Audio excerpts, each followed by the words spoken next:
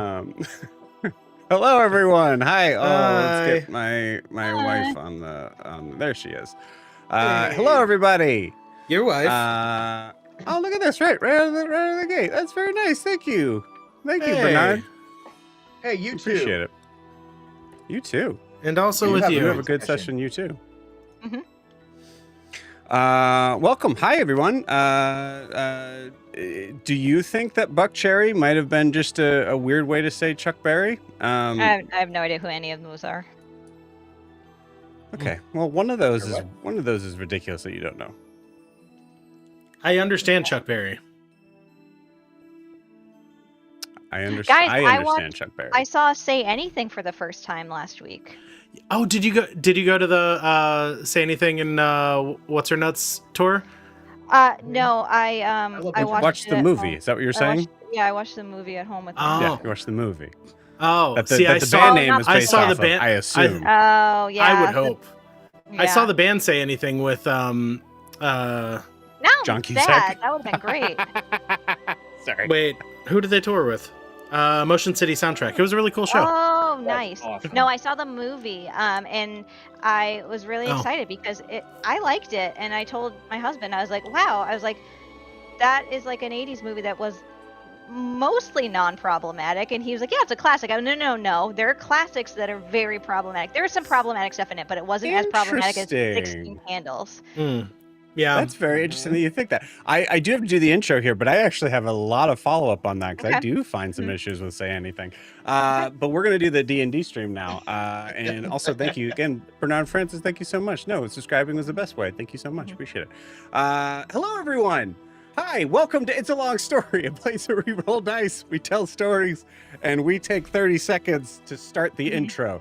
Yeah. We are here with our awesome friends in the Mongoose crew, eating some pizza, Ish. showing hands, and wearing I was doing what magic. looks to be lime green headphones. Stuff. Hello. Hi. We're here with the They're Mongoose teal. crew. I didn't Hi, like that. Mongoose. I hate you guys. I Hey. hate you guys so much. We're here with the Mongoose crew. Everybody take a look at your camera, wave, and say hi. Ooh. Nice. Nice. Very good. Awesome. I have the This, wildest suntan or sunburn on my forehead. Don't acknowledge Oh, it, anyone else. dang. I didn't Wasn't notice it gonna. until you said something. Great to show the Streisand effect. yeah. Okay, thank you, Bernard. Yes. Yeah, Bernard agrees with you. We're just gonna do this. Hey, guys. Yeah. Bernard You- Francis and I are just gonna chat the whole Hey, time. hey, Bernard, you that's simply what we're have to stop engaging. It's gonna stop. It's gonna stop everything tonight. gonna do. Yes. we love you. Yes, Bernard's the problem, Jamie. We love you. Not- Simply not to- stop Not to engaging. be real anything anymore, but I also Please watched don't Better Off tell. Dead. Did Please not don't like tell the that. commenters to Oh, stop better- engaging, Jamie. Better Off Dead is. What is wrong yeah. with you? I did not like Better Off Dead. Oh yeah. Okay, I gotta finish the intro, guys. Oh, sorry. Also, Valid, Bernard. I gotta finish the intro. Also, why is my wife in a creepy dark dungeon eating a pizza right now? What's going on? Leave her alone. This is terrifying. Leave her alone. Married me. This is on Wilberforce. to That's true. Leave her You're alone. right. And hey, that is exactly, honey. You gotta get out of the dungeon. Hello. For those who have no idea, this For is hi. We're a private D&D live stream. I gotta do the intro. Stop interrupting me. I'm so Do sorry. the Here intro. we go. Damn.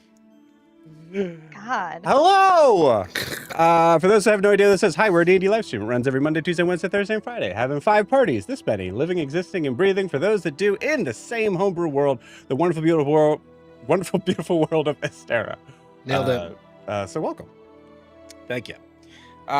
Before we jump in, some announcements. Brasslight, I am so sorry to be doing this to you on stream and then in the Discord in that order. But we will be not having a session tomorrow. So I will be messaging you guys that. If you're watching right now, you already know. We did have a couple people have to jump off last minute. So, but yeah, so there will not be any Thursday session for the Brasslight, which means, by the way, that the announcement I was going to make for Thursday, I have to make today. which is you know, Oh, no. it's a little bittersweet. But Kiki, who is playing Lysandra in Brasslight, is having to take a step back from the Aw. Brasslight campaign.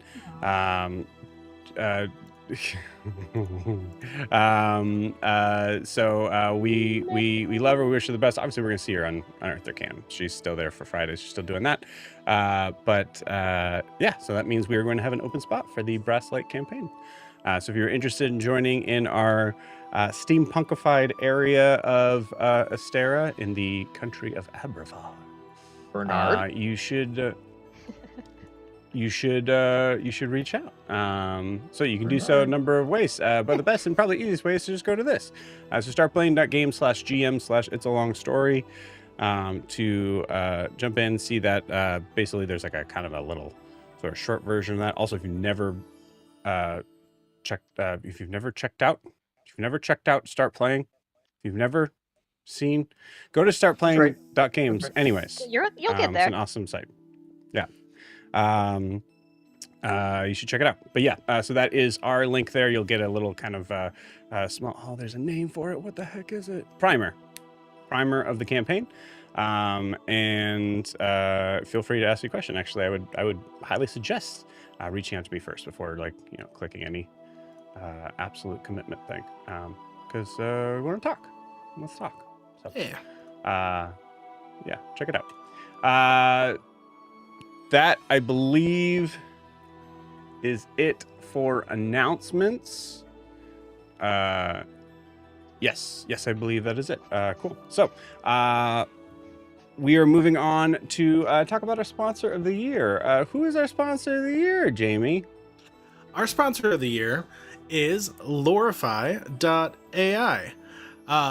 I want to run some numbers for you, nerds.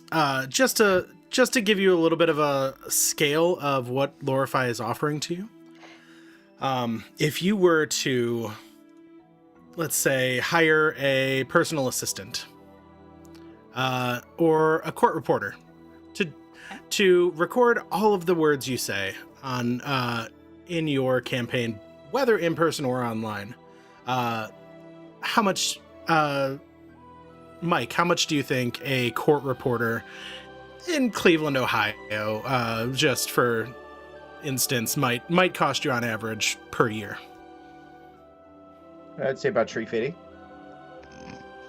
Close. $78,000 is the Dang, annual I was average way off. annual salary. You were getting there.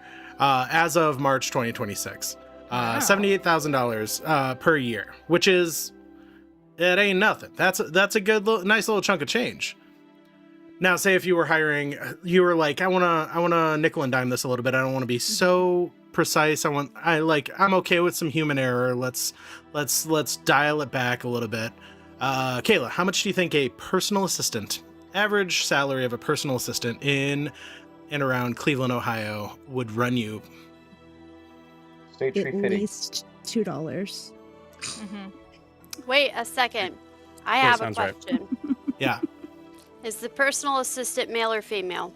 Oh, yeah, because you got to add money Oh if it's shit. Mm. Well, Oh, this is an average. Yeah, Jamie. So Hey, Jamie, answer that fucking Whatever question. the average is, How's that taste? half it if it's a woman. Mm-hmm. hey, That's nerds. America. Okay. Hey. Okay. Because Also, America. $78,000 is really low pay to get carpal tunnel for fucking Yeah. sure. For You're not wrong. real. You're These not people wrong. Deserve way more than that. Okay, so the Human beings. average annual salary for a personal assistant in and around Cleveland, Ohio, as of this year, is $42,000 to $47,000 a year. So Dang. take from that gender biases as you will. What about an executive assistant? On behalf of men's, I'm sorry, Okay. Thank you. Lorianne. We don't forgive you.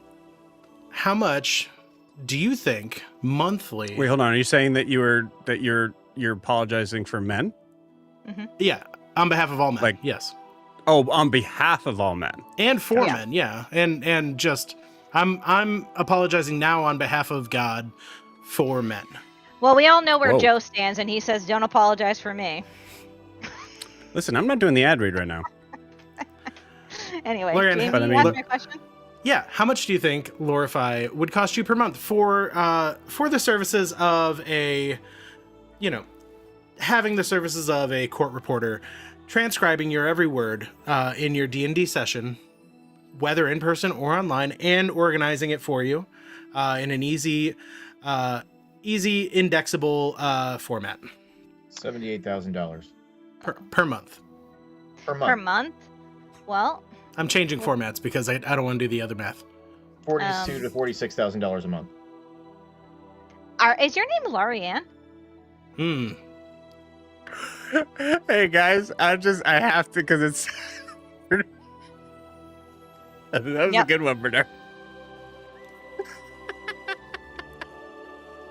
I love it. Sorry, Jamie, please continue. Notice Joe's the only one laughing, Yeah. you guys. It's fine. I think it's funny. I need to put together just a compilation of the. Anyway, $15 a month after a 7-day free trial, everyone. $15 a that's month. actually really good. As someone whose job is to do licensing, software licensing for a Bless you, company, Miranda. that's really good. That's very cheap. Yeah, right? That's a reasonable amount. I pay more. I pay more in, like, just random subscriptions that I don't think about. Like, whatever British show I wanted to watch 5 years ago, and I signed up for a thing, and I had BritBox at one point, and now I still pay for it, but I haven't watched it in a while because I remembered last week I had BritBox.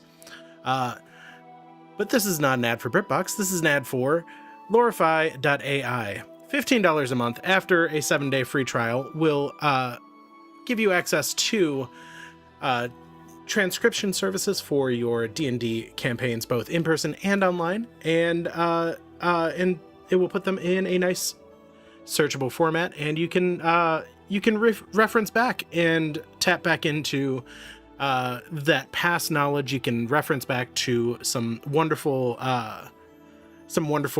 offhand jokes that you might want to call back to and make the immersion a little bit more seamless. Thank you, Lorify. Thank you, Lorify. Back to you, Joe. And thank you, Jamie, for that beautiful and awesome ad read. Thank you so much. Lorify, we love you. Mwah. Thanks, Jordan and Anonymous. Thank you, Jordan.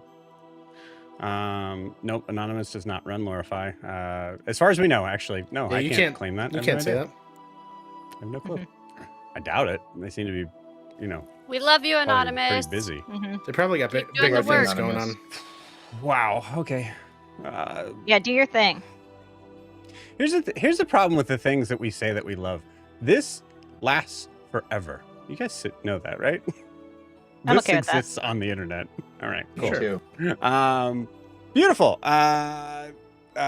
Moving forward, we are going to jump into tonight's session. But before we do, a couple things. One, because I continuously forget to mention this. So Bernard, thank you for even bringing it up.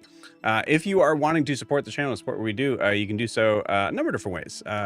You can like and subscribe where you're watching this, whether that is on YouTube or Twitch. You can also check out our Instagram and TikTok, which we have down below, right down there at itsalongstory_TTRPG. So thank you. But before we jump in, we need to get a recap of where we left off with this Mongoose crew. Mongoose. Lorianne, please take it away. So we started off last session with Eldrin and Guar on the deck of the ship.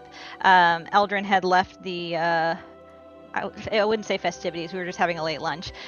She because Damorin, Venrona had apologized to her for possibly offending her in some way or another, which Eldrin couldn't handle because honestly, he has nothing to apologize for. So Eldrin left, and Guar came to not check on her. He said he needed air too. So Guar and Eldrin discuss just what. They discuss Eldrin's guilt. They also discuss Darth and the Venrona family, and then they get into their prospective. No, they get into their dads. They talk about their dads. Eldrin gives an anecdote about something that her father had said to her when he had to make a difficult decision in the past as a king. And then Guar gave a little bit more information about his father. And it's just sad because his dad used to be cool, but he's not anymore. And then also a little bit more information about the Night War and just a foreshadowing of what we're going to have to deal with when we do go to Dwendelver. And then Milo, Saren, and Wilbur came on to the deck of the ship as well, and where we then have some fun hypothetical questions about love and if we would still love people depending on how they look or if they were a worm and things like that. We also have some fun thing with Milo's height. The best was when Saren was behind Milo and no one knew and said, hey, and Eldrin also ruined Guar's day by asking if by commenting on if Brumhilda could possibly have a glamour on her because she seems to look like a human, but we all know she's really old. And Milo also said the same thing. So now Guar has a lot that he's thinking about. Then Wilbur had a tummy ache, but also was a little high because he took some leaves or some grass from Jack, and so we sent him to bed. We promised him we wouldn't die, and we sent him to bed. And Eldrin was like, "Go to bed now, because we have our slumber party later tonight." So that's where Wilbur is at the moment. We decide we're going to go to the library, which Raylor is thrilled about. He is so excited. Saren knows how excited he is, and she knows her man, so she makes the list for him of the things that he needs to look up so he doesn't get distracted. During this talk, Raylor goes to find Brumhilda to see if she wants to come to the library with us. She does not, but she gives a list to him to give to Guar because she trusts Guar, and she says, Guar can get these books for me. And then Demorin told Milo that he's not going to come with us. He's going to go back he has a long journey ahead of him. He has to go back to the Venrona Manor because he has unfinished business there. So the rest of us make our way to the library. First of all, we make our way to Lady Lavelia. There's shenanigans that ensue with swimming and capsizing and blah, blah, blah. But we eventually get there. And of course, as soon as we get there, we can't just be normal.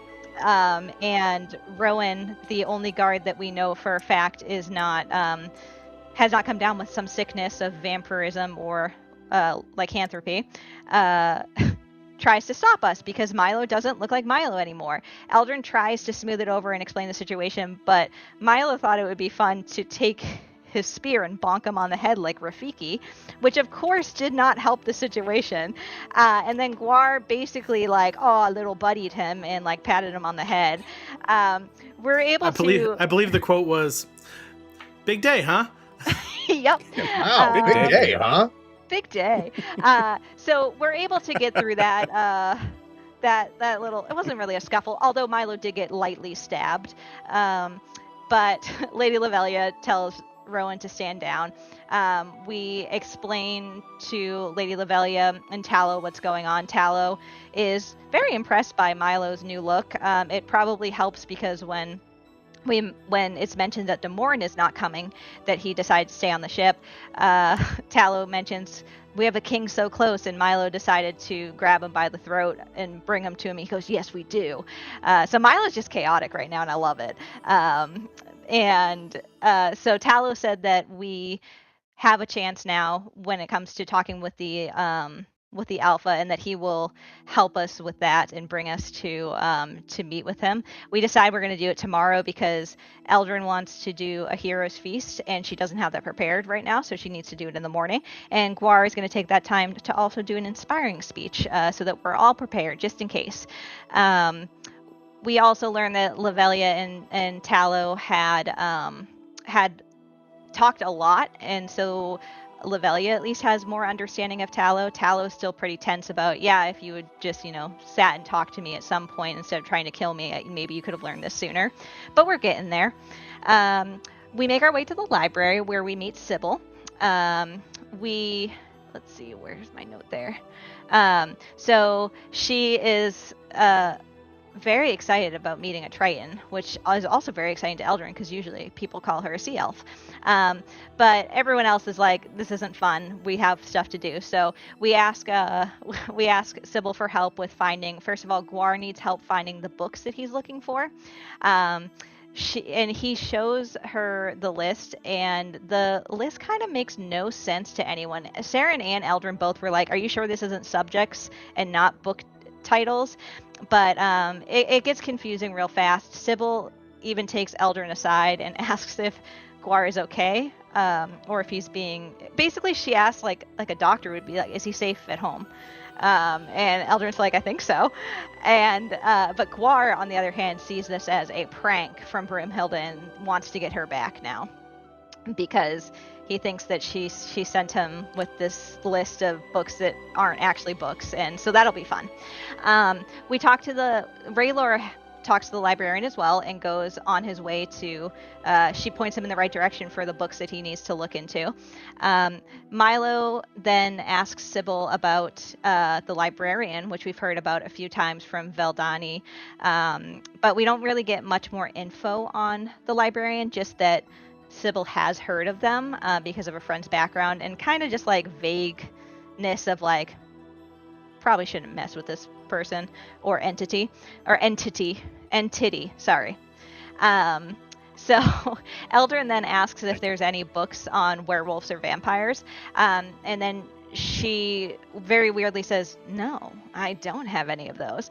But she does end up giving Eldrin a manuscript book thing on North Imea, and it also and it's something that she gives to Milo so that Milo and Raylor can read it.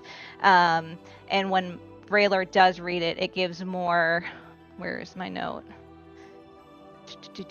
Excuse me. He deciphers the shifter lore linking Milo to the extinct. Is it Morani tribe? Yeah. Morani. Okay. Yep. Yeah, and so Milo gets a data dump, a lore dump, so that was exciting. Before Milo went to speak with Raylor, though, he now a lot taller than Eldrin. He kind of he moved her to the side so that they could talk, and he scolded her on revealing too many things to Sybil, which is usually not what Eldrin does. That's usually Milo or Guar or someone else, but he humbled Eldrin.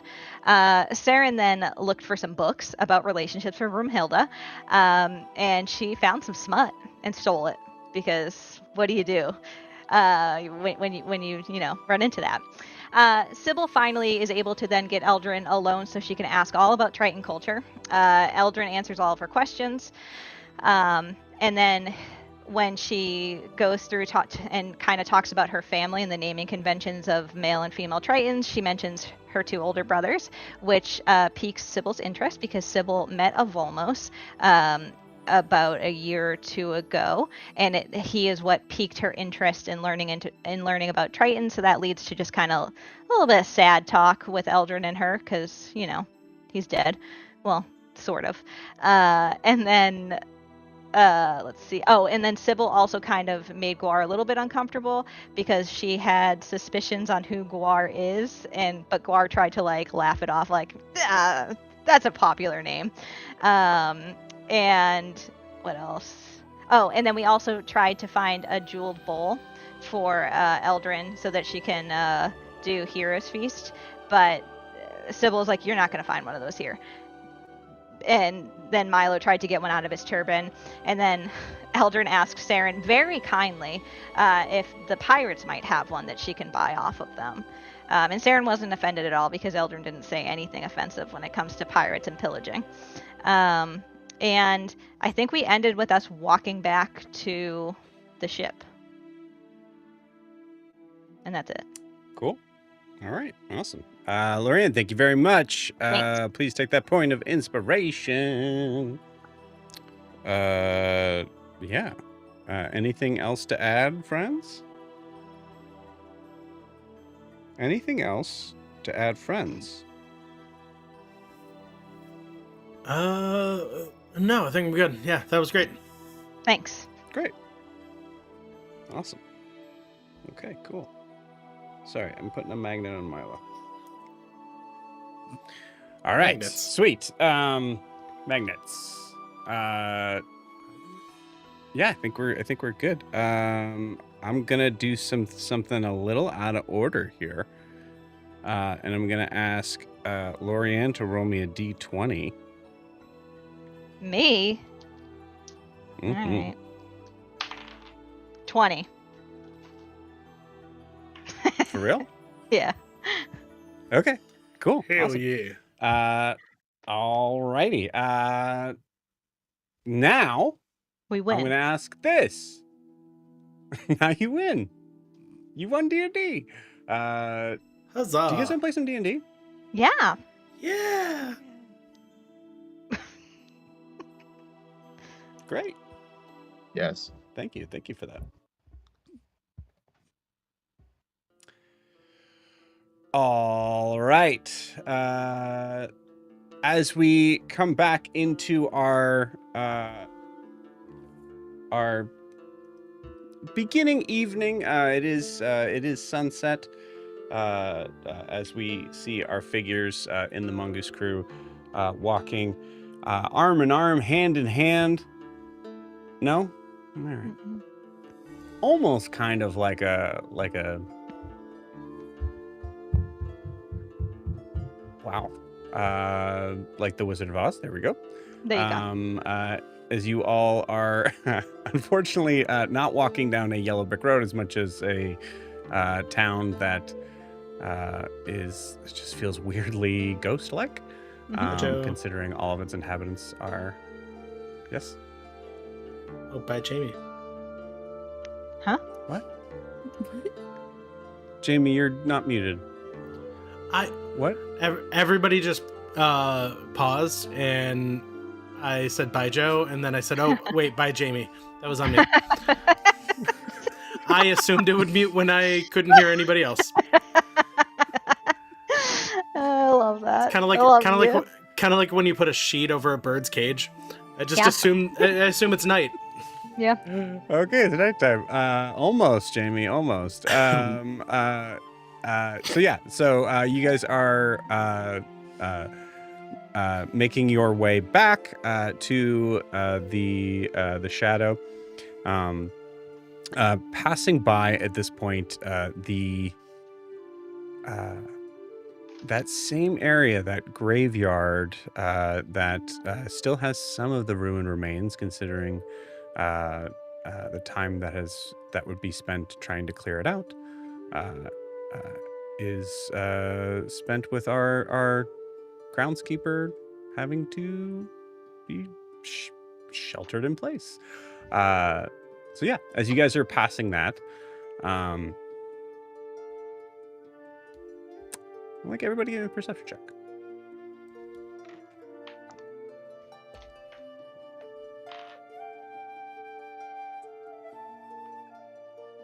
$18 for me. 17. Ah. 22. Beautiful. Oh. Can't get it. Okay. Sounds like pretty much everybody. Wilbur, where'd you get? Wilbur's out there. I'm sleeping. Oh, that's right. The perception? That's right. Yeah. Yes. 24. 24. Okay, cool. So all of you notice that as you're passing by this graveyard in the center of town,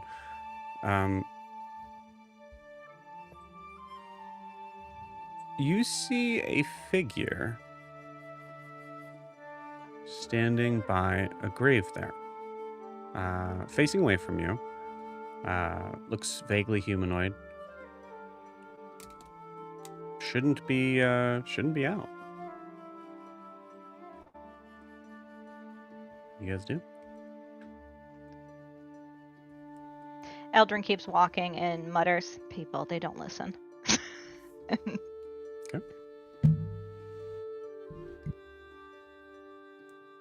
All right. So you all pass I would by say- this figure. I think I would want to get just like a little bit of a closer look. Give them the ocular pat down. Okay. Do we? from Somebody where they're we at, might recognize. Sorry. it is not someone you recognize. I mean, as far as this point, they are in the sort of like back corner of the grave yard. And Guar, you recognize that to be able to kind of get a differing sort of view on them, you can get closer, but to get a view of them more than from the back, you would definitely have to be. Your presence would definitely be noticed. Mm. I cast invisibility. Okay.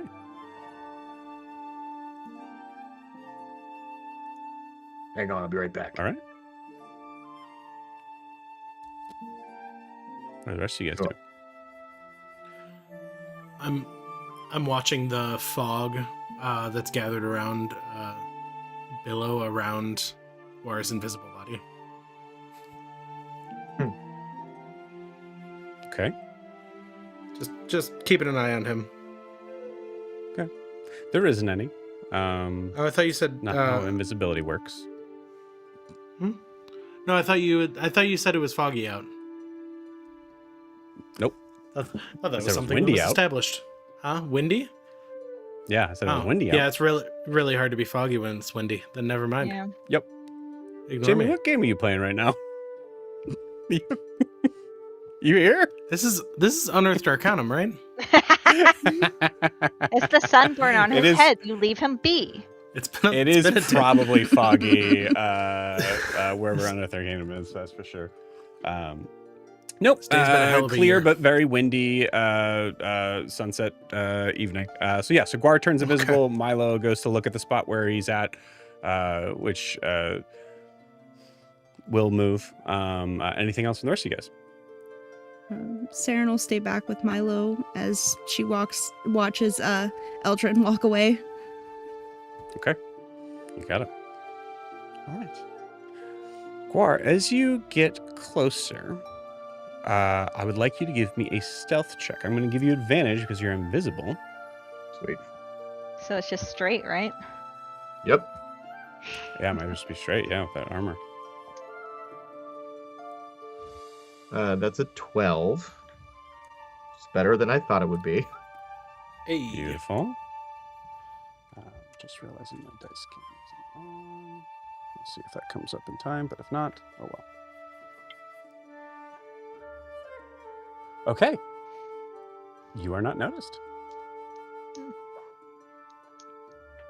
That's a first. All right. So, Guar, as you get closer, you see there is a figure that is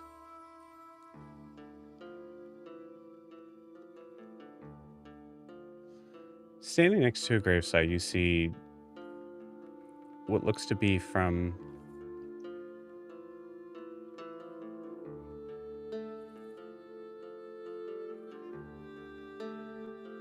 one side of the face. Light skin. Elven. In nature.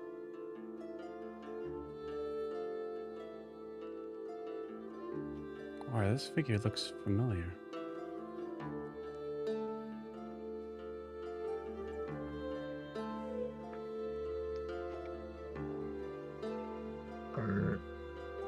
Are any other defining features that I would recognize?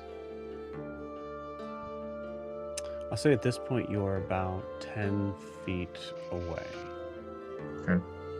So you see dark hair. You notice that there is I would say there's probably like a slight veil over the sort of like front sort of part of the face. Looks like someone in mourning.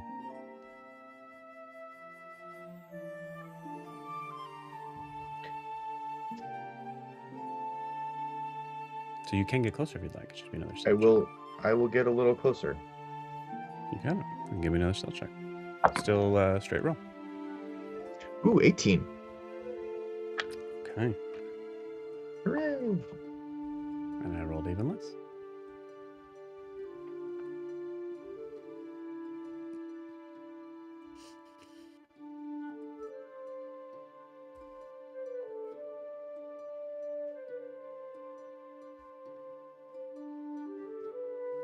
Or it's been a long time.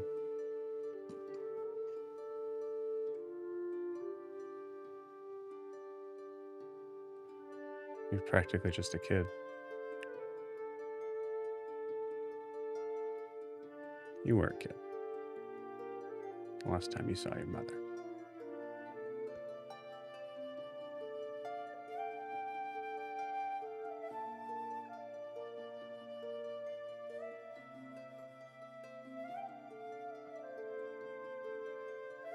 I think Guar would just stand there transfixed for a second.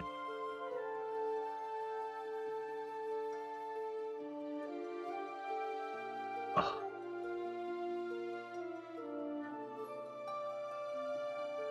And I think he would maybe even like, without realizing he's still invisible.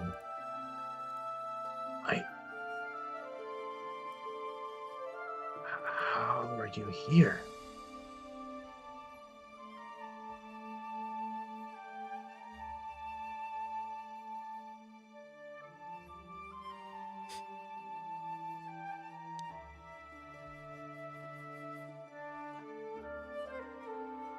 See her bend down.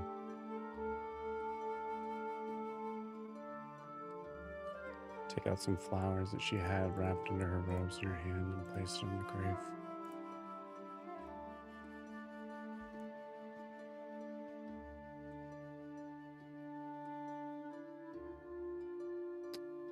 Guar, give me a wisdom saving throw. Sure. Let's see. Oh, sweet. Okay. That's a 21.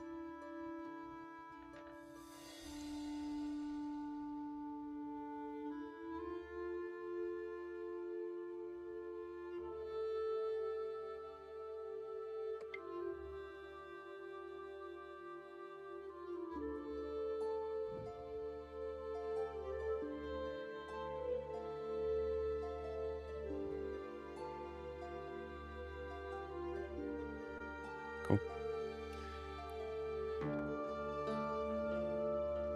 You see the figure turn to walk away, and Guar, with a 21, you feel this moment.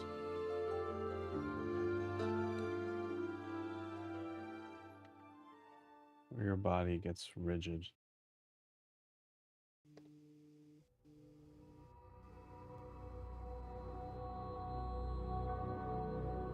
You feel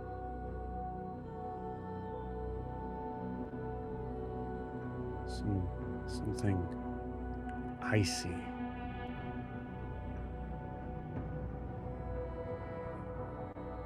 and horribly familiar.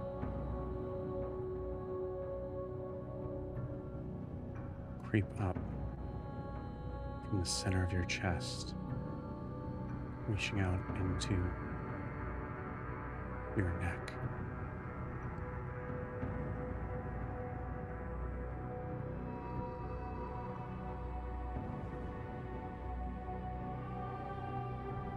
It's been a long time.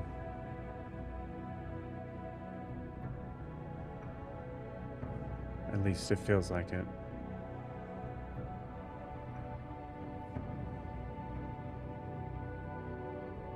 Since you've been possessed by something.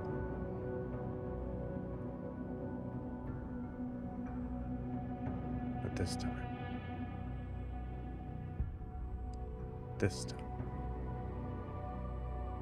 you're able to fight it.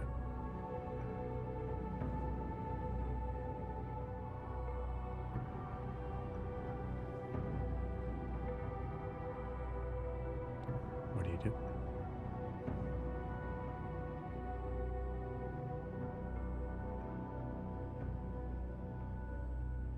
You will not break me.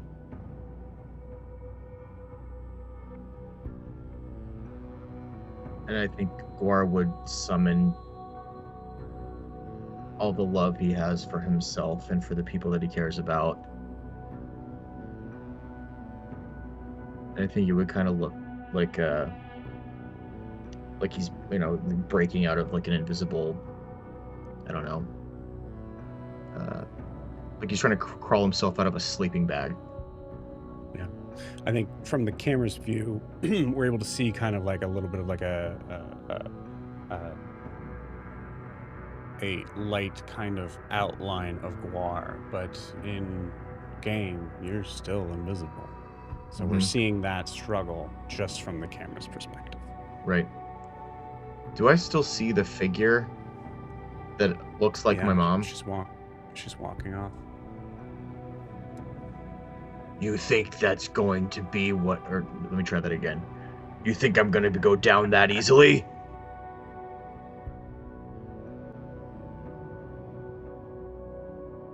You see the figure turn. Impersonating my mother. Take the Show veil yourself, you off coward. their face. And you see eyes, skin, nose, mouth.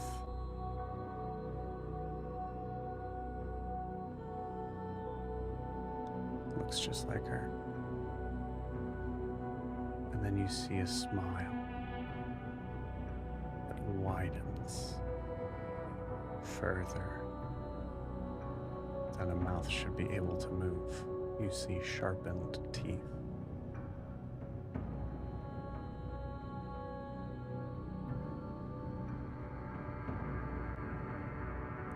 You see the figure turn and disappear into the ether. You all see this.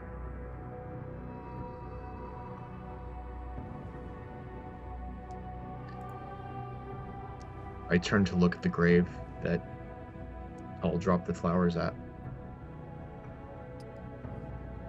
Here lies Guar Amon.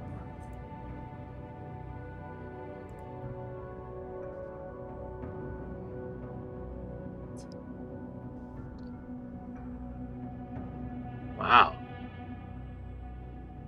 There's another Guar Amon Amarth? It can't be me because I'm not dead, so... Sarah and Milo go ahead and roll perception checks.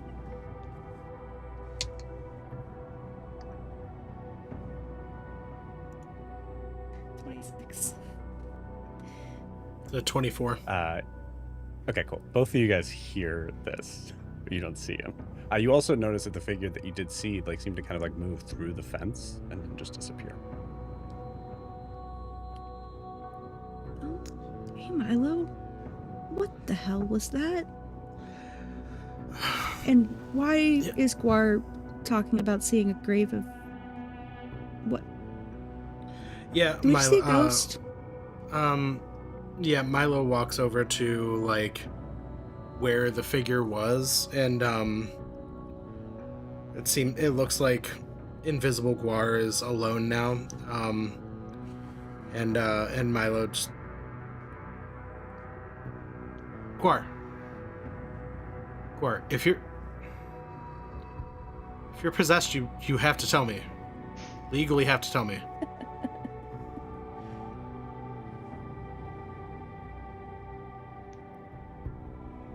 I snap a nearby twig and then run around him in a circle to going booga booga booga booga booga. That's when Eldrin turns around because she had been walking away, and she goes, "Are you guys having a grand time? Are you gonna follow?" Because I saw none of this. I drop my invisibility. But before he drops his invisibility, because Saren has Yeah. blind sense and can know the location of an invisible creature within 10 feet, she just Outstanding. grabs where his shoulder would be and just tries to stop him from wherever he's at. Oh, did you also follow Milo over towards Yeah. the grave site? Yeah. Okay, you got it. Okay, cool. Yeah. Ah, Yeah, you got me. Sarah- I drop it. Yeah. So, yeah, I think I just saw Tall. So, Oh. he's a little bitch. You what now? We good? If any of you look down, you see the grave and exactly what it says. Hey Guar, why does that say your name? What? Is it, Look. Yeah. It's not me. Look, I'm here. It's there, and it's not me. So, Does it? I mean, I've kind of. That doesn't preclude like relationship with me. I'm gonna be honest. That doesn't that's not exclusive to knowing me or being a part of my life. Thus far, you having a grave that is full. Are there dates on the gravestone, or is it just here lies Guara Monomarth? I would say that no, but a couple of these graves don't have those dates. Okay.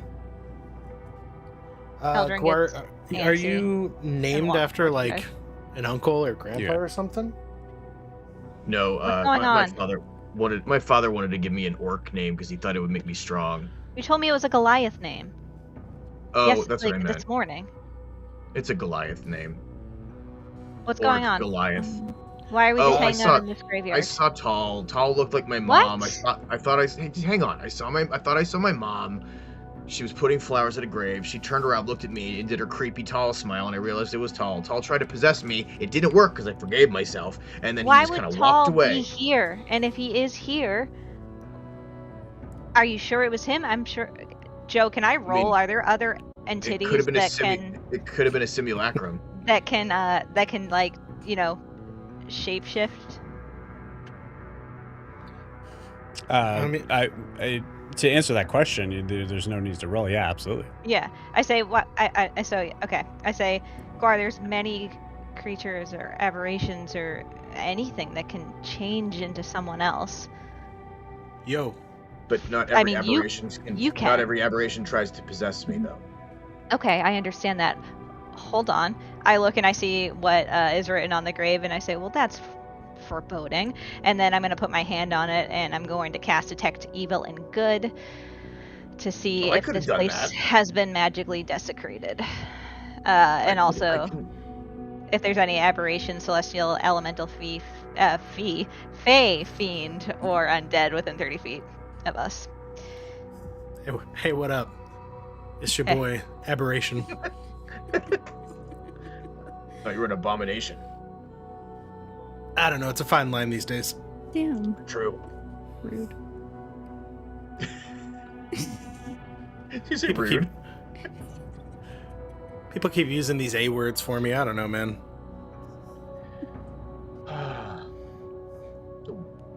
Okay. Big day, huh?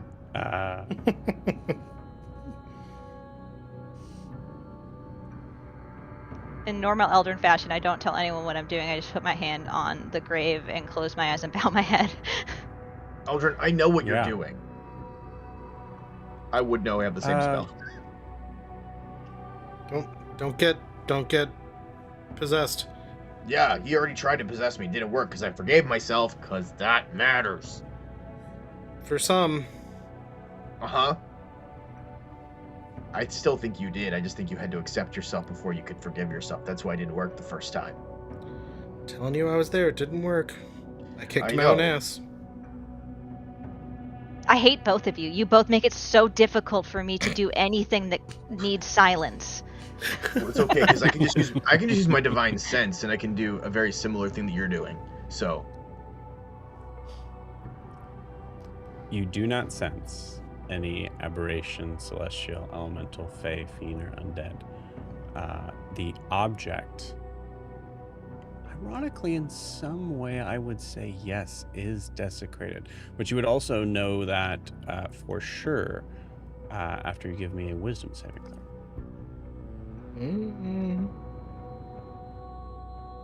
you're within 5 feet of me. 19. So, hold on. 33. Nice. 33 wisdom saving throw? God. Yeah. I rolled a 19. What'd I you get get on plus the die? 9 and a 19. I get plus 9 and Guar's near me, so I get plus 5 from him. Hell yeah. Love it. She's smart, There's a yo. moment, Elgin, where there's a moment where you feel that you close your eyes. You feel the presence of something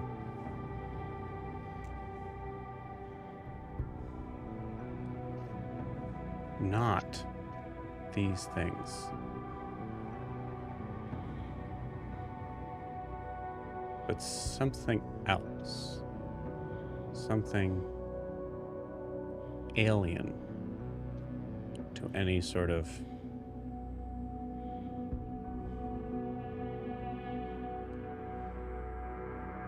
known connection. Any sort of known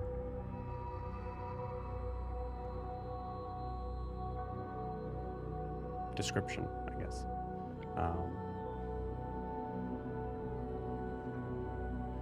And then you open your eyes, and for a second you see nothing but darkness. And that's when you know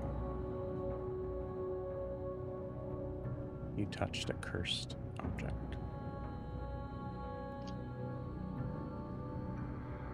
Okay. With that 33, you are able to fight it off beautifully. If you want to describe how you're able to do that. So I open my eyes and I see darkness for a moment. Trying to think. I feel like in cleric training, they would cast minor curses on us in order to get us used to it and be able to kind of understand what it feels like to be cursed. But so I'm trying to think of, I don't want to just say I shake it off, but I think I'm able to jump back in like my head to like the catechisms of my faith, and with that it's like I'm able to, so it doesn't look like anything on the outside. Okay, cool. Yeah. So from your guys' perspective, you just see Elgin just open her eyes. I turn around. Milo holds his quarterstaff at the ready, just in case she's possessed. Don't touch that. That's cursed. Are you good? Yeah, I'm fine. Think they can possess me as if I don't have the power of persona running through my veins. The audacity. Kind of angry. Not kind of angry. Angry. Eldrin will... Where is it? Do I still have it? Yep. Eldrin will take out her blanket from Zaris and throw it over the grave and cast Revivify. Not Revivify, nope. Cast Greater Restoration so she can remove the curse from it. You see Guar's body shoot out from the grave underneath. Nice. Very like don't Guar hasn't Harry been with Carey us. style. Yeah. like he hasn't been don't with us wake at all. daddy. Yeah. No. Beautiful. Yeah, I think when you put that blanket on, you all do see something like it's like kind of like similar to like the idea of like beating a rug to try to get like a cloud of dirt off of it. All of a sudden, as that comes out, you see this like kind of eruption of this like dark purple smoke start to extend out from it.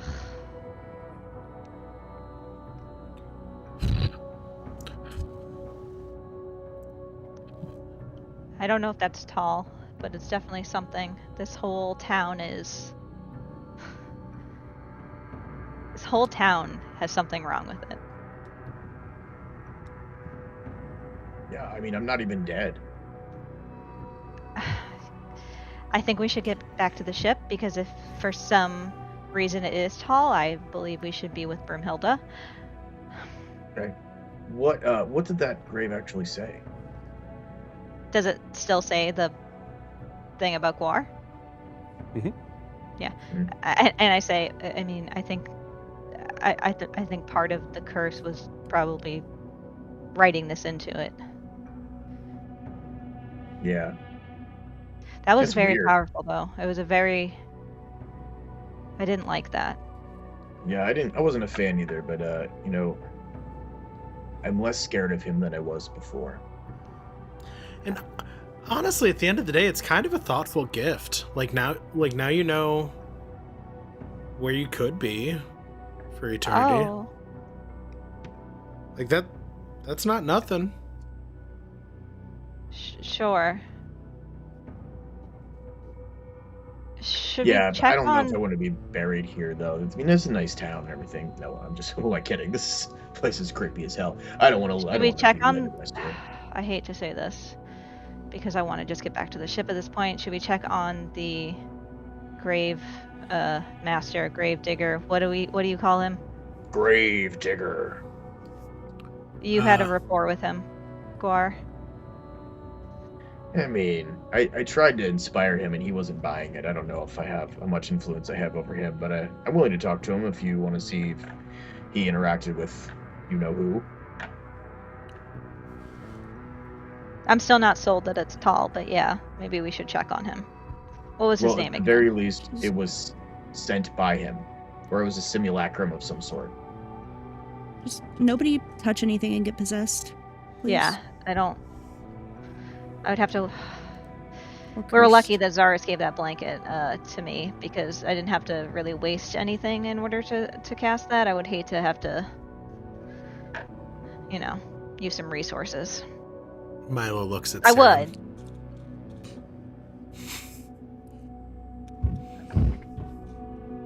Where's Yeah. Raylor? Yeah, that'd be a shame. He's here. Okay. Guar. Roll me a flat intelligence check. That would be a flat anyway. All right.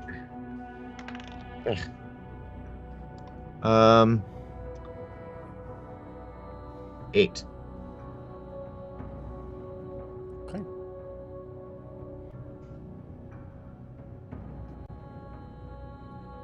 Thank you. Thank you.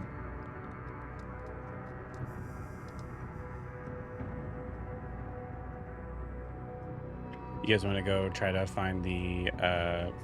There is a name for him. I forget. I know I can't. I don't have it on my list. It's like Chewy or something, right?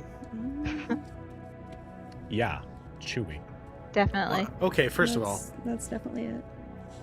Okay. First of all, don't be rude to me, is what he's saying. I'm cute. name's You're not allowed to be Galvarn. mean to me. What is it? His name's Galvarn. Yeah, it was close. Yep. What'd I That's say? close. You're right. Yeah. Chewy or something. Chewy or something. Or something. It does exist, like, from Milo's, like, halfling heritage beforehand, it does make sense that Milo would be like, well, there's bingo, so yeah, like Chewy or something, right? Yeah. How do you spell that, Joe? Galvarn, Galvarn. Thank How you. it sounds. I'm writing down in the spreadsheet that he's alive right now, as of right now. Okay. Maybe. Yeah. Cool. So, well, I look at Guar and I'm like, does he live nearby? Do you know? I think so. Everybody here can give me a religion check. I'll say, honestly, Elgin, because I know yours is crazy high. I would say It's not you crazy would high. do so with disadvantage. Oh, okay, great. I would say It's you would do 5. so with disadvantage because it is a different culture. Okay. Do you still want me to? I only have +5 to it. No, you know 22 what? for me. No, I think there's the I think the idea is probably more of that's fine. Honestly, Guard rolled a 22. We're good. I got a 6. I would have gotten a 19. Saren, you're pretty dang sure that Galvarn doesn't live here anymore. Yeah. Yeah. Yeah. Guar, groundskeepers for graves, I will look that up, typically live nearby. Right. Yeah, I think so. Okay, well, let's check on him quickly, and then we can get back to the ship. Sounds good. I look for any Galvarn-looking houses. No Galvarn-looking houses. What about a but- Galvarn barn?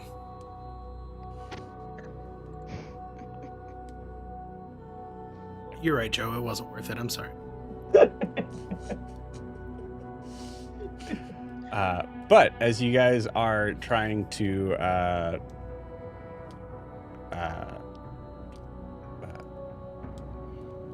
what I would say is assumingly kind of basically going from like house to house around the area to try to figure out where he's at, we're going to pause you guys there.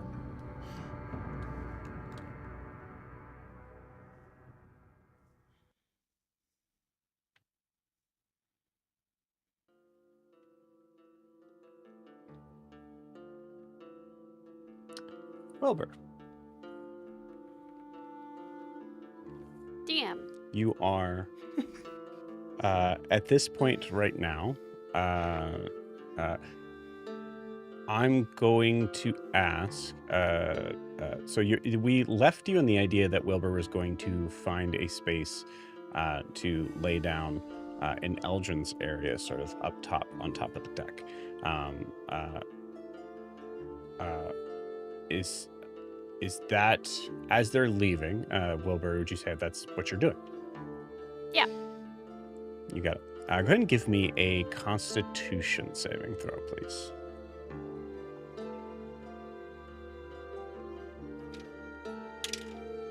Oh, nat 20 for 22. Hey. Very nice. Awesome. So I think a lot of the time we have this like kind of like little montage sort of smash cut of Wilbur, who is just, at this point, dealing with some queasiness, some, things of being a little bit disoriented. At first, Wilbur, you're looking at the bright sky and noticing that the colors are changing from blue to this deep sort of orange, and that it's amazing and awesome and beautiful, and also freaks you out a little bit, and you think it might be best to sort of go below deck. And then you start to kind of walk down to use the ladder, and then the ladder looks like it is about 1 million miles sort of like down. And that's scary. Do you go down it? No. I don't think Wilbur would go down it. You got it. I think so even we in this come to state, Wilbur would be like, danger, danger. Wilbur tries to find another way down. Wilbur, give me a... this is all in the montage. Give me a perception check. 20, not natural. Cool. You do notice that there is a kind of like a canopy sort of thing that is set at an angle that leads into what looks to be like some sort of like barrel of like, I don't know. It's shiny. Is that gold? Barrel of gold down there. So you could, probably pretty safely roll down the canopy and...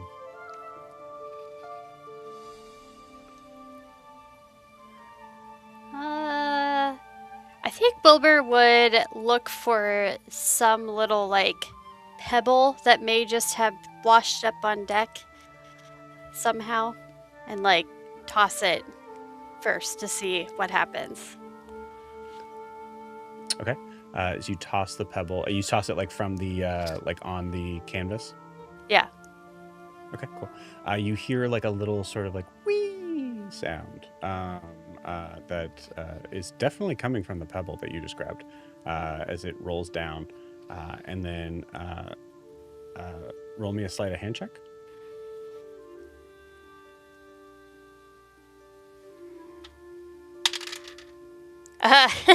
That's a nat 1 for 5. Okay. Honestly, the best place to roll in that one, it stops on the canopy. Actually, okay. It stops on the canvas halfway. Oh no! Did I throw a twig blight by accident? Help! Help me, Wilbur. Twiggy? Oh my god, who are you? What, Twiggy? Help me, Wilbur. Only you can help me. What did he give me? I'm a damsel in distress.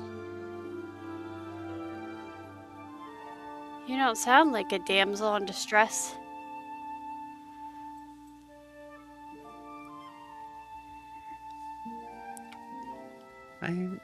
I am? That's kind of your problem.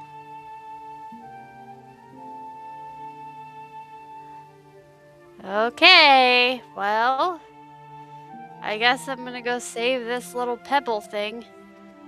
Save me. I'll jump onto the little canopy thing. Yeah, cool. I can't wait for my fat ass to tear through here. Give me an acrobatics check. We'll see.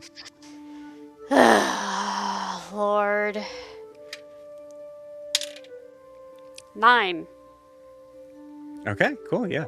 I think with a 9, yeah, that's lower than a 10. That's exactly what happens whenever you do tear through the canopy, and fall about 10 feet down. You take 4 points of bludgeoning damage. Of course. When I come back and see my baby bruised, I'm gonna yell at Jack. And get that pebble. Jack's gonna be in so much trouble. Wilbur, give me a perception check. 12. Pebble's nowhere to be found. Great. Was there even Cool. a pebble to begin with? Probably not. Well, at least not a talking You do hear. one. You do hear a voice of just slight in the sort of distance. Wilbur. Wilbur. Twiggy, are you talking to me? You look at Twiggy, who is his head has kind of gotten a little bigger, so that you can see his facial expressions very clearly. As he just kind of shakes his head and just, Do you hear that? You hear that, right? yes, I do hear that.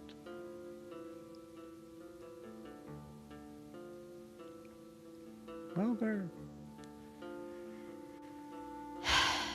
Okay, little voice, I hear you. You gotta give me a minute. I just took a pretty hard fall trying to come save you. Wilbur, are you feeling all right? No, actually, I'm not. Thank you for asking. I don't like this. I can't get it to stop, though. You see, as you are looking up, maybe like changing position, you're not even entirely sure, like maybe I wasn't looking the right way. You all of a sudden see this glowing golden light of a figure that is approaching you. An angel coming to save you. I hope it brought water. What? Wilbur, are you okay? What? Huh? Did you just Oh. fall through the canopy? Yeah. Yep, I did. Okay. I tossed a pebble and the pebble did fine, and I guess that I thought I would be fine.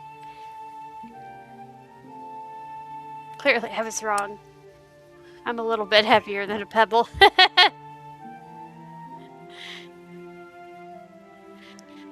Okay. Maybe I'll, oh, should have put that on the list. What list? Nothing. We should, get you cleaned up. Here, just come with me.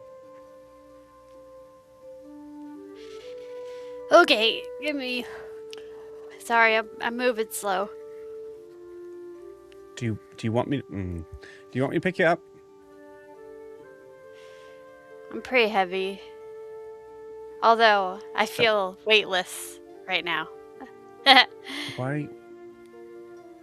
Why? I don't know. Jack gave me some Wilbur, stuff. what kind of stuff? I don't know. Oh. Okay. All right, Wilbur. Well, I don't want to do this, and clearly you don't want me to do this, but probably the safest bet. And you see Brimhilda just pick you up like a baby. Okay. We don't need to tell anybody about this. Let's go figure out what the hell's wrong with you. Oh, I'm telling people. You know I can modify your memory, right? You wouldn't. Thinking about it. Wilbur, roll me a Constitution saving throw. Great.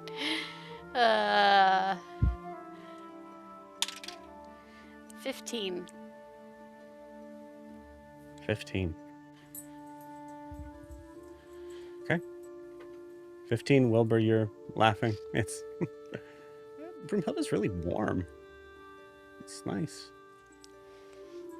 You feel like the Surprising. sunshine. Okay, weirdo. And Wilbur, you saying that you feel like the sunshine is the last thing you say for a moment, as the scene just fades to black. Wilbur, you blink your eyes and you come to.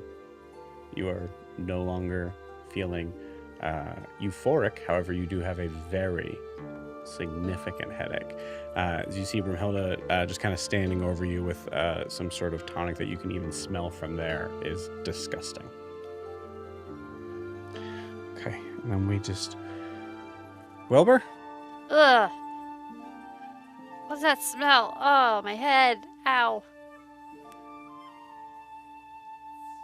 Okay, are you good? Yeah, No. you seem like you're good. Okay, good, awesome. I'm not I'm good. not really good with this healing stuff, so... No shit. Okay. Look, hey, not my forte. My head hurts. What'd you do to me? I cured you. You're welcome. It hurts to be awake. Me every day. Wilbur. Wilbur, do you know what dream root is? No. Okay. Well, you should probably get familiar with what dream root is, because that's what you were dosed with. A pretty significant amount considering your size. Is that why I have a headache? No, the cure for that is to give you this tonic that does taste very bad and probably affected some of your other senses. Wait, so I I was euphoric and happy and giggling, and you gave me a tonic that gave me a bad headache. It cured you from your euphoria. You're welcome.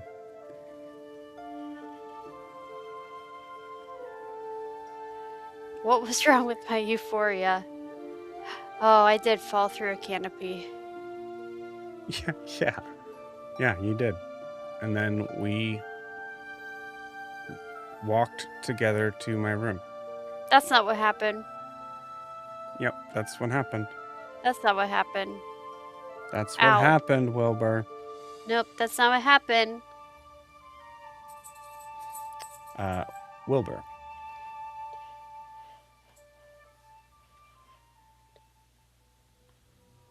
Give me a perception check. Man, she really doesn't want people to know. 24. She kills you. Oh, yep. That tracks. Okay, 24.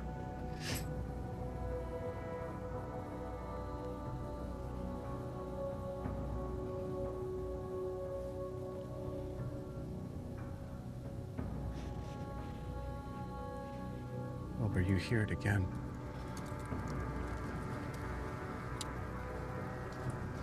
Creaking that doesn't match the natural sounds of the ship.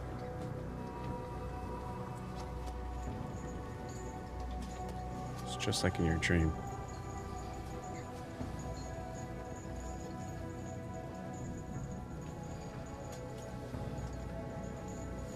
They're back.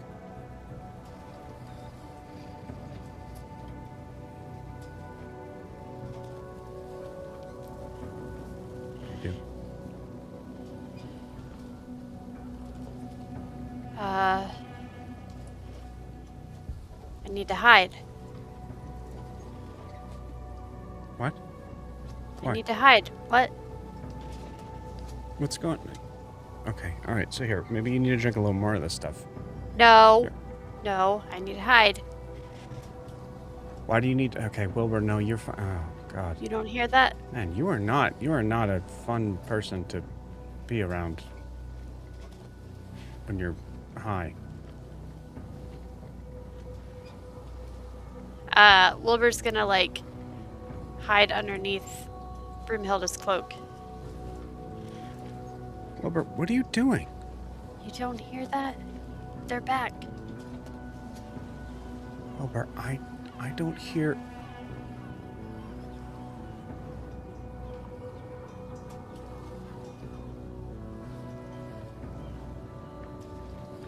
You don't hear anything else from Brumhilda?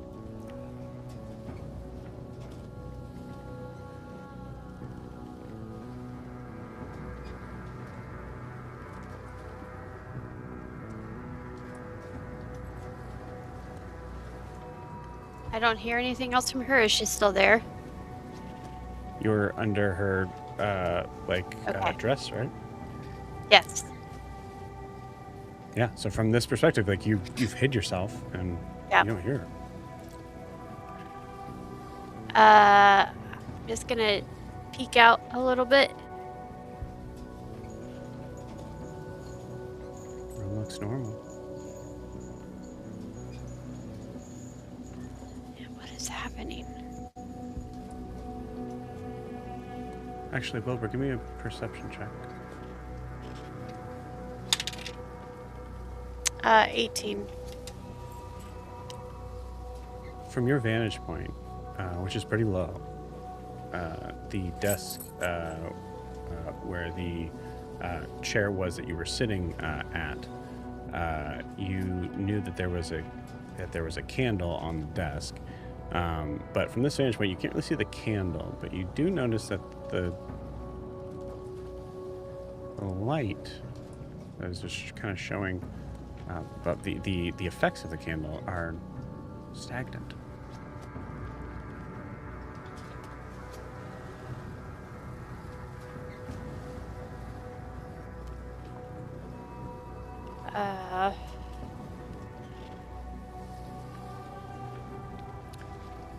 I'm gonna see if I can peek out a little bit further.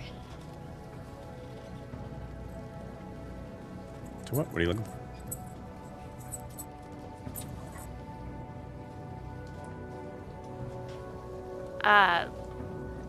Looking to see what noise I'm hearing, and also trying to see if Broomhilda has any expression on her face. Okay, so you like walk out and turn and look at Brumhilda. I don't know if I'd walk out completely. I think I would just peek my head out. Okay. Whole Okay. You see her head is not moving. You're just looking kind of straight up, like you see basically like her nostrils, but they're not moving.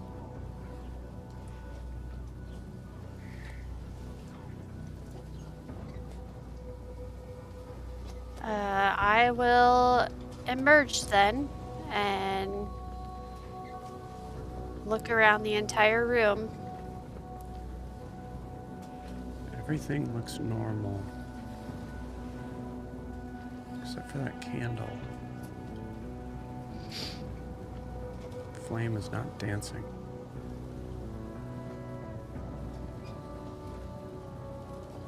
And then you hear footsteps. Dum,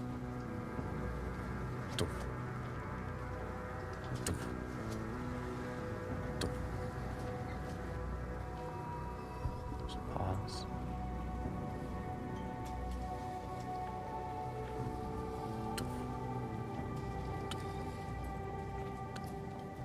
Sounds like it's getting more distant.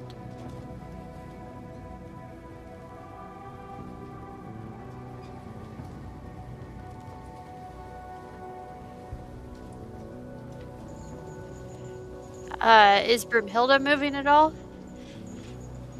No. She's just paused. Okay, cool. And now, as you are looking around the room, you look at her face, and you see she's just in this kind of, but you see like her looking down. She's not meeting your eyes.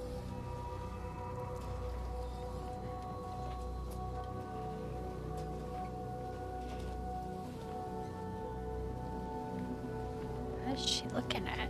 Was she looking at me? What was she looking at?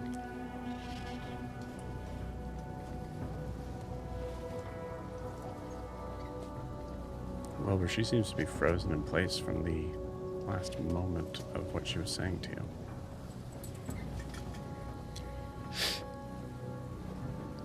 Great. Great. I'm paused. Well, I'm stuck in time.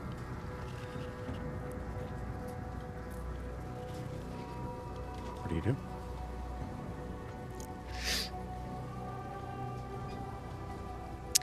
Well, how do I get unstuck from the frozen time? I don't even know what happened to me. Does Wilbur do anything in this moment other than just stay in this room? I don't think I'm leaving this room. That's creepy.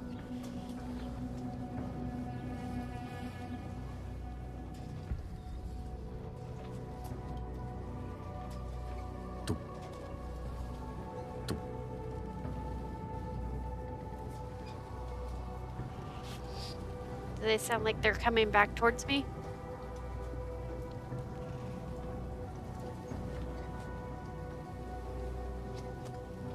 I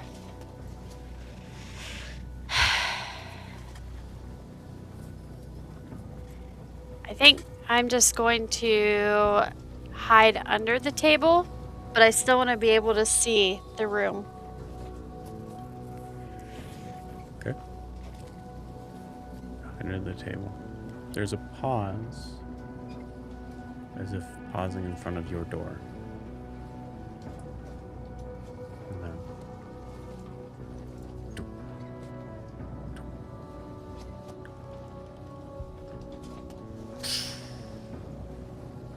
you hear a splash.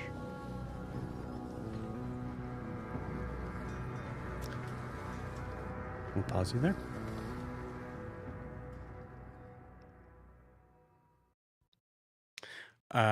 Guar, roll me a d4.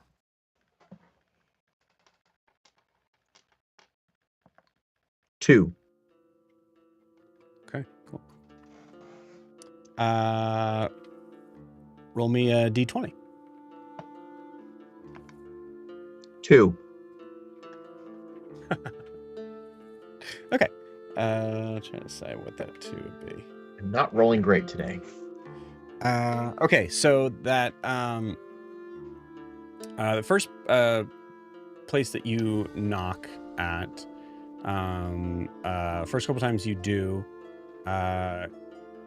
there's no answer, and then the last time you knock, you hear this very high-pitched, sort of screechy old woman voice that just goes, "No!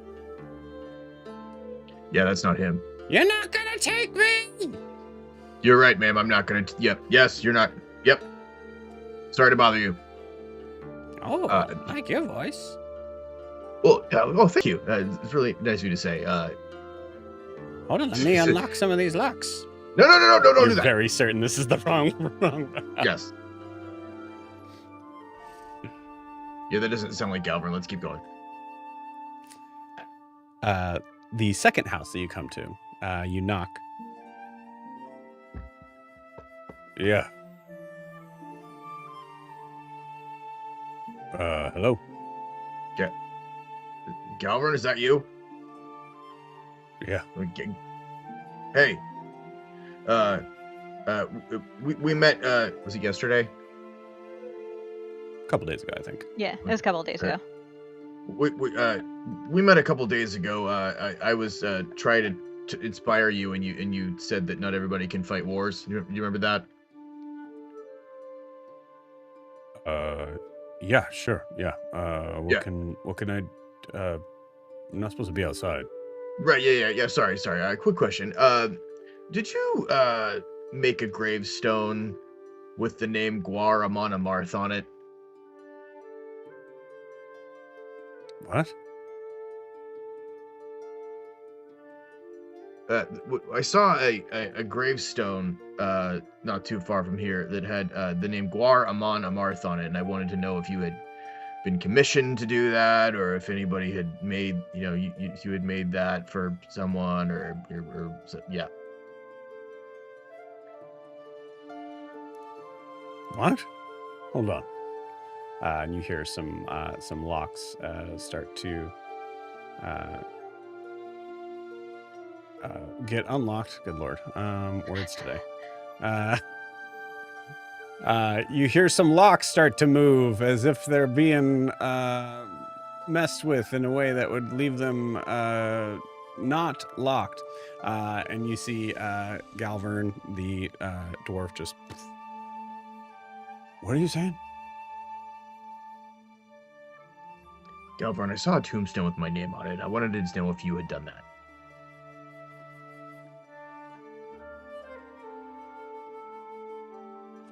Come here.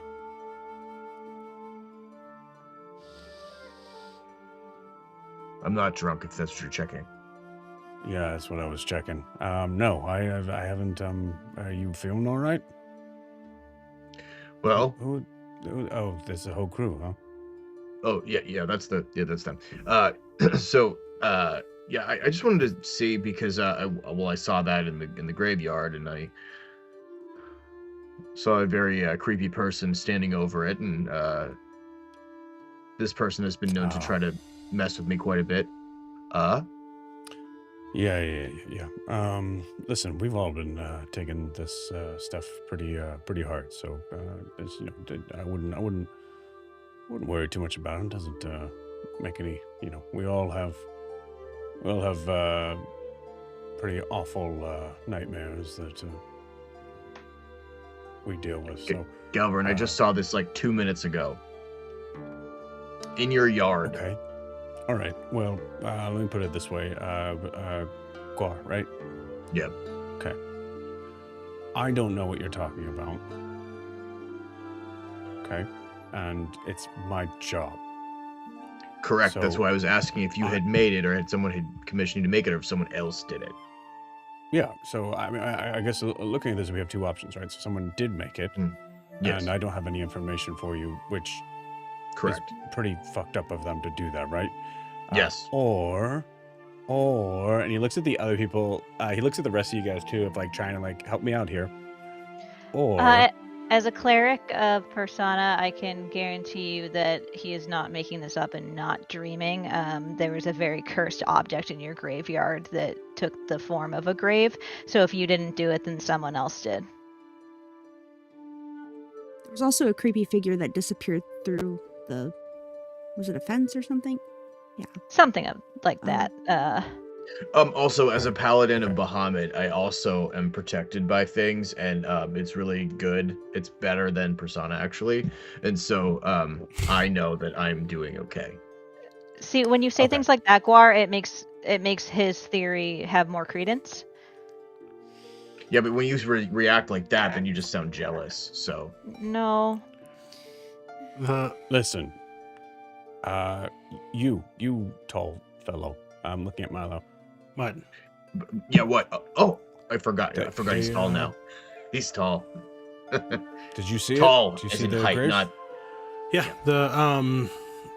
yeah, I'm not so much with the like curses and stuff, but yeah, I saw the gravestone, and then Why are you it's all really giving me there. these- I don't know.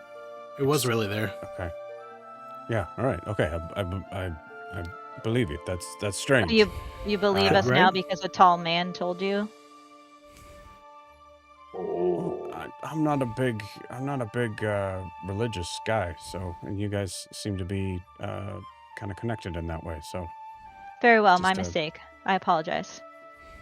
yeah. Look, people talk about there being spirits in the graveyard all the time. I've seen my fair share of a few. I do 100% believe that they exist. I definitely didn't do anything to your name, and I've never really seen any physical manifestations like that. So either someone's pulling a prank on you, or It might have been a prank. It was somebody that we know is alive. Or at least last we had heard of them, they were alive. So it might have been just messing with us. I doubt We that, wanted but to we honestly wanted to check if you had come in contact with this person, like if they had put you up to it, because that would have been like yeah, like a pretty deep prank. But like if they didn't put you up to it and they just did it on their own, then that makes total sense. So We I'm just all wanted to for make a sure good you were prank, okay. right? But it wasn't a the prank. weird thing is, and I feel like you guys would probably know this, but you all are all also out here. So maybe you don't know this.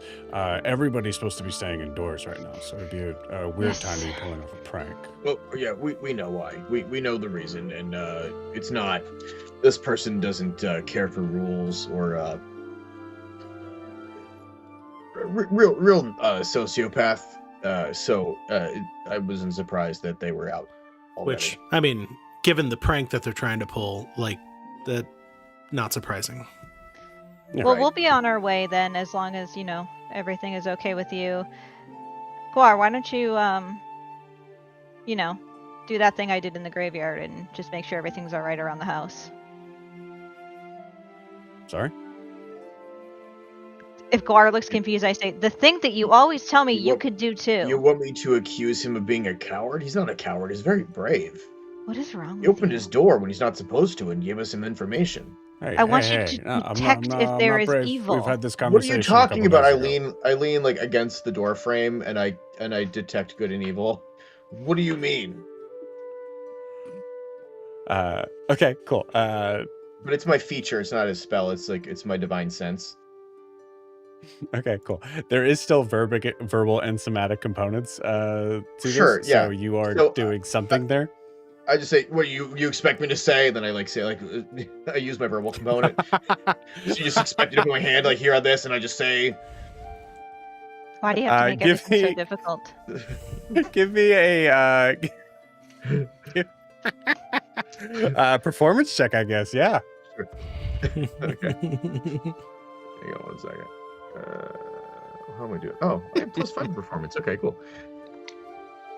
That is a 17. Okay, cool.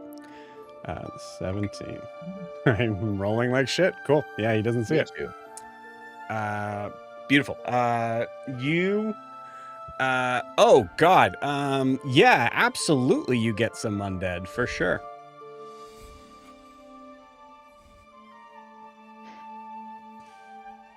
Also, you do get actually a couple of like blips of consecrated things in the area, we'll say. Yeah, because this is within 60 feet, so this isn't just like in his 30 house. feet. This is like Unless you're not using detect evil and good. mine is divine sense. So it says until the end of your next Okay. turn, you can sense anything affected by the Hallow spell, or know the location of any celestial fiend undead within 60 feet that is not behind total cover. Okay, so it's not the same thing as mine. A little different. Yeah. Yeah. Okay, cool.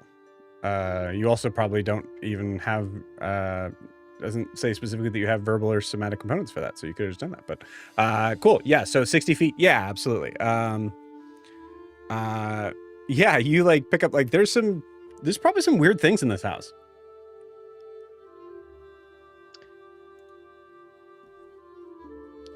So are we good here? I look at Aldrin with a look that says there's undead in here. What is that look? Show me Yeah, that what look, is Mike.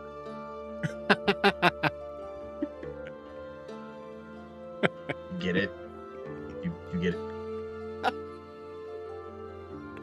No. Is he I turned. okay? Do you happen to have? I mean, I know what your profession is. Although, it's not my place to ask. Do you have dead bodies in your house right now? No. Would you be concerned if there was undead within the vicinity of your house right now?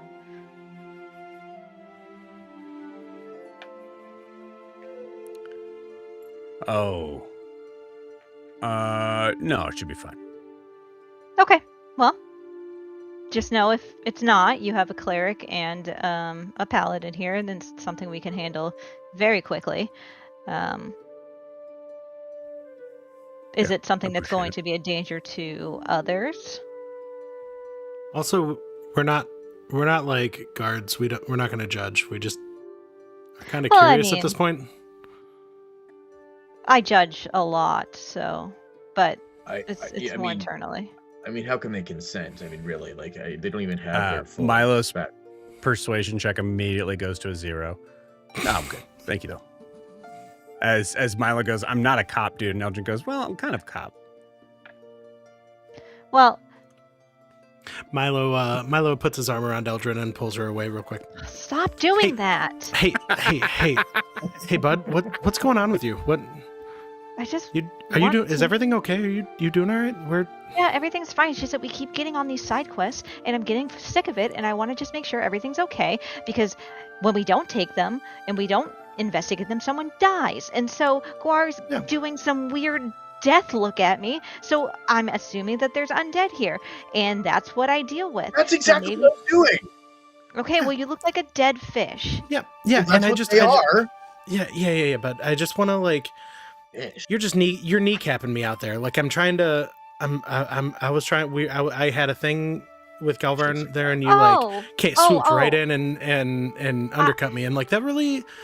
What kind It's of like with fish with the is librarian, we were like, Okay. I was getting information, and then you You're like right. started You know sharing what? way too We're much out of information, sync. and we were like, We're out of sync, and we need to work on that. yeah, Starfish, the capers are getting harder. Alder, They are. Manta ray, I'm gonna close this door now. hippocampus. You don't need sorry. me to destroy any undead? I can also do it. Destroy all the undead you want. Guar, but where not is it? In here.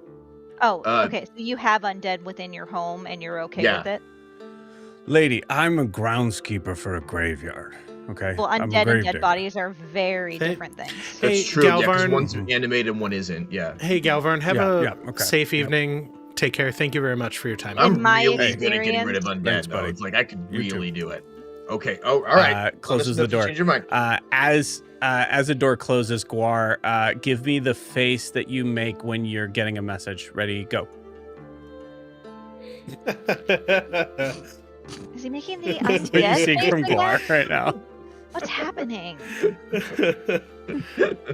No, I think he might be talking. He's done this Mike, when he's take a point of talking to inspiration for that. Celeste. I think. I don't know.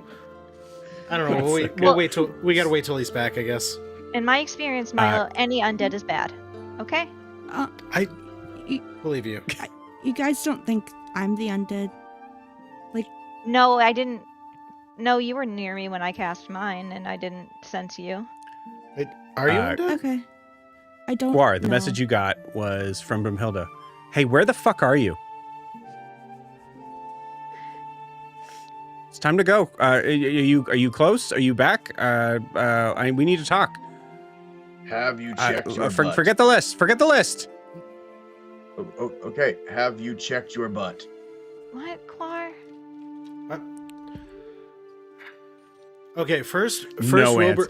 No answer, which I think Guar at this point you get like, ooh. Oh, Okay, That was first bad- Wilbur's that was high, bad and then I timing. think Guar might have like a delayed reaction. I mean- no, it's been a while, but like Or it could be I a don't know his delayed reaction to metabolism. being. It could be a delayed reaction to being possessed by an idiot. Oh no, that was Yeah. all me, baby. Okay. I'm possessed by an idiot. Galvern and the comes idiot back is outside, me. jumps up, gives you a high five, closes the door again. Good one. Okay, so we're just going to. You know what? No. There's too many things to deal with. Man doesn't want help with the undead that he apparently has in his home. He doesn't need our help. Let's go. Let me explain. No, there's no time. Let me sum up. Let's go. Okay. Great idea, Guar. Well, that's what you just said, essentially. Saren's already walking. Yeah. Well, okay. I'm coming. Milo walks faster. As we're walking, I say to Guar, when we get back, we need to be a united front when we talk to Jack and what he gave to Wilbur. I meant it when I... Wait, what did he give Wilbur? When we told Wilbur to go to bed, I meant it what I said, that we're going to have a conversation with him. He should not be giving Wilbur things that he doesn't know what they are. Wilbur may look like an adult, but he's not. Do you think Yeah, isn't has he any only like more? 4 years old? I think he's like 6. Do you think he has any more? Guar. Hey, Guar, I got you. It's He fine. definitely does. Hell yeah. I'm just saying We'll that when see how you're my expecting metabolism a works salad, later. when you're expecting a salad, you should be given a salad. You shouldn't be given something that's a hallucinogenic. Okay? Oh, he It's got a just salad, common alright. courtesy. It's a lot more fun than a salad, though. I It is. understand that, but expectations like a and go- consent. It's like a galactic And salad. Eldrin, and then this whole now it's like Eldrin's just like lecturing you all about like consent. Yeah, and, it cuts to Eldrin continuing to have a conversation, but now you guys are in a rowboat. yeah. And then Yeah. also for some reason, because Eldrin is a Triton and this is what she does, it goes into sex and how you need consent for that too. And sex is just beautiful and a wonderful thing. Yes, we know as long that as it's two part. consenting adults.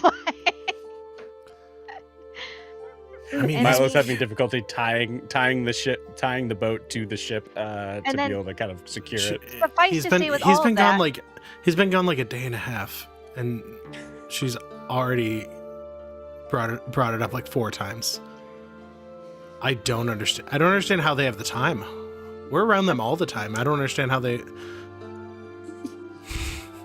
Suffice to say, Guar, we need to be united front when we talk to Jack about this and how unhappy we are with his behavior. Eldrin, if you do that same conversation in front of Jack, this is going to end like really differently than you think it's going to. We'll see those benefits. Mm-hmm.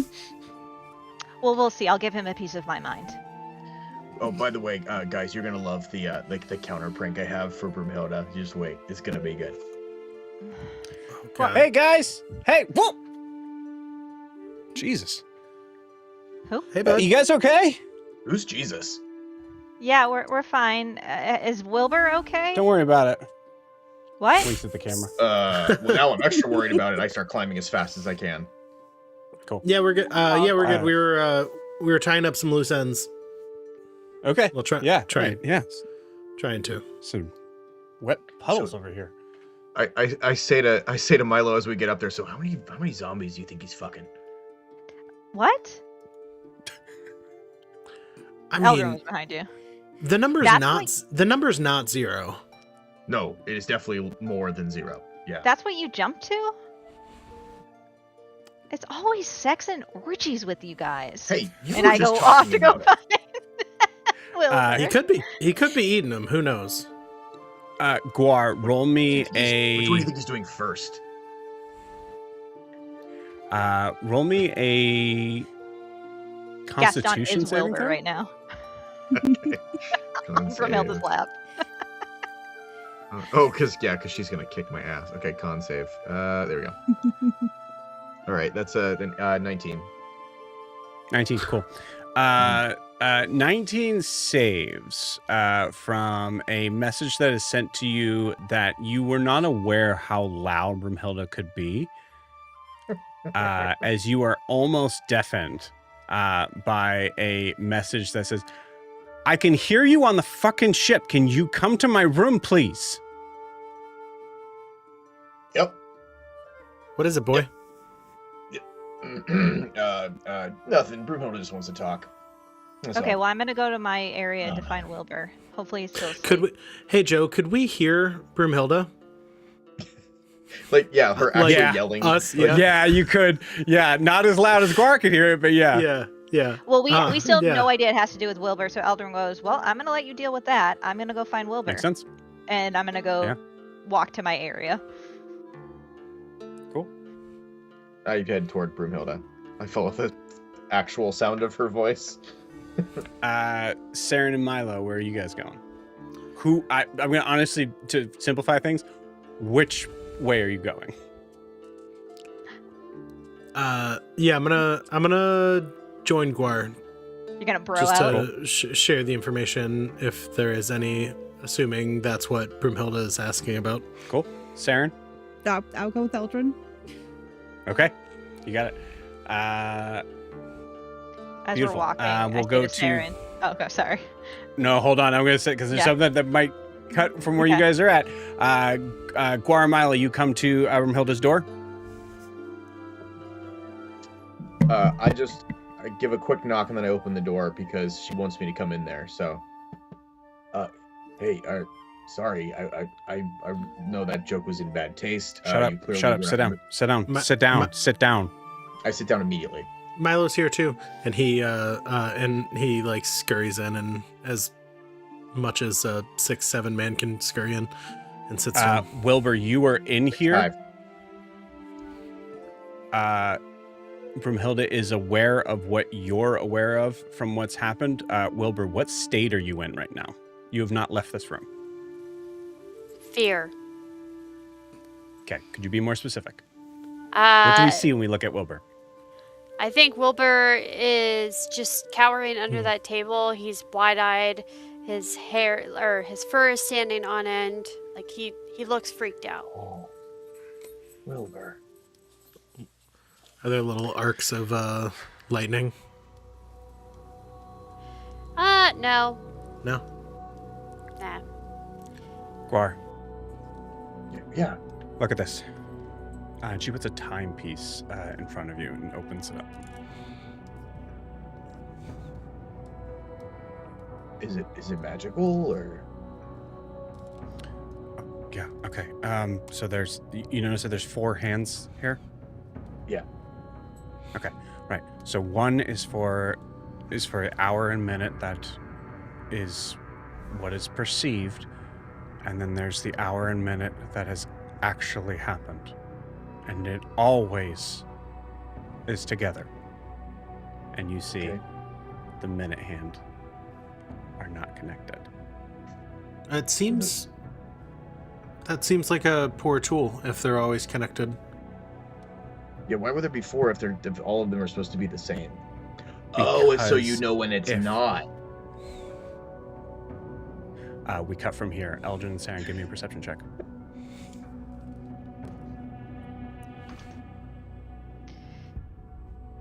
$16. 30. Okay. Is that good? Eldrin, you're very used to being all around, water. Mhm. Saren, you see the puddles. Footprints. Just like Wilbur said. I'm saying to And they're Eldrin, well, leading- I'm Eldrin. Yeah, you're Eldrin. I'm high. You're, Oh no. you see them leading to where Eldrin's stuff is, where she would be resting.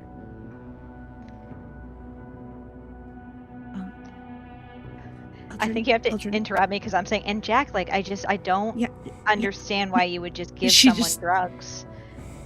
Very much taps on your shoulder. Yes, yes. What? Eldrin. What? Eldrin. Remember when Wilbur said he saw those footprints Yes. and we thought he was crazy? Well, we said that we Well, believe that he thought he saw Yeah, okay. it. It doesn't matter. They're there and they're leading to your stuff.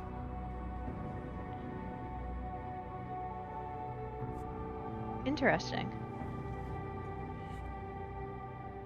Well, let's be careful, but let's go follow it. Okay. There's a short ladder as you guys follow up. And you see that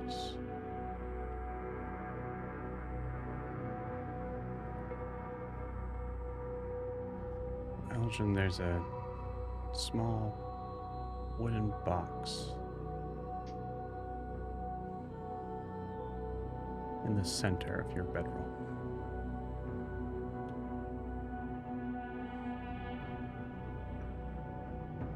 I'll look on the ground to see if there's like anything that's long that I can use to poke at it. Yeah. And some sort of you Or actually, I can take my poke at it trident off with my back. Yeah. Yeah. Yeah, I do that and I Uh, poke at it to see if I can like, what is this? I've already touched one You thing today. hear- I'm not touching this. You hear something almost like kind of like rolling inside it.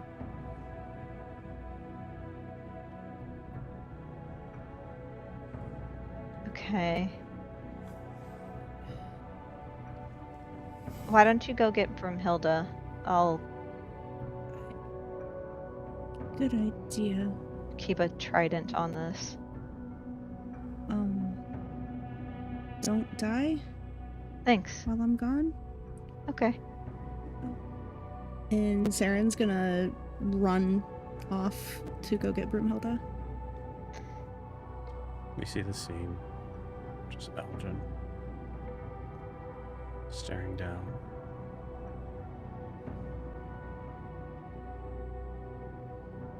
This wooden box. It's placed where you sleep.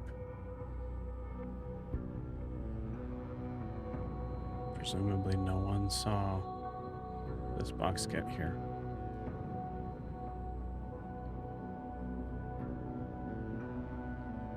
And this is where you sleep. With that, we take our 10-minute break. See you all in 10.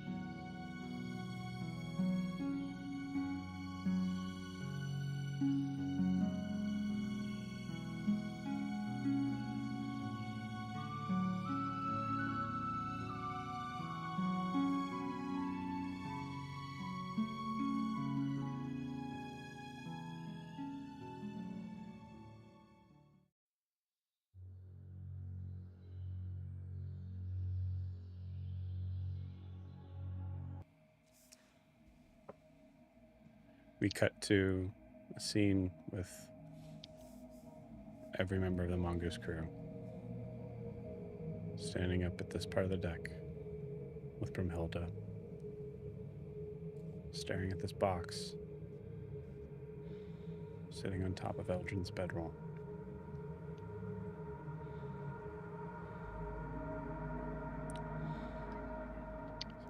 It would be bad to smash it, right? Yeah, I don't think we should smash it, but I'm also not going to touch it until. Brunhilde, can you tell me if it's safe? The last thing I touched was highly cursed. And I almost got possessed today, so. What? He's fine. I said almost. I know you haven't been around for many of them, but it's like a monthly thing with him. It'll be okay. It hasn't happened since I forgave myself, though. Just okay, saying. everybody shut up. I'm trying to cast a spell. Like a Shut month up. ago. You see Brumhilda cast Detect Magic. Puts her hands down. It's faint, but it's there.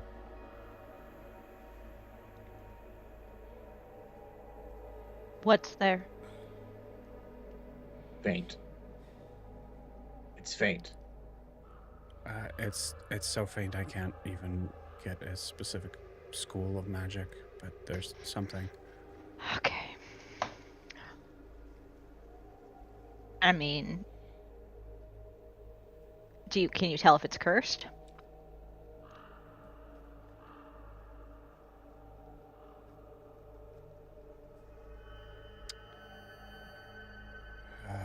That's yes and no. I mean, usually a curse has a significant amount of magic that's tied to it, and in this case, we don't see that. But classifying curses is not.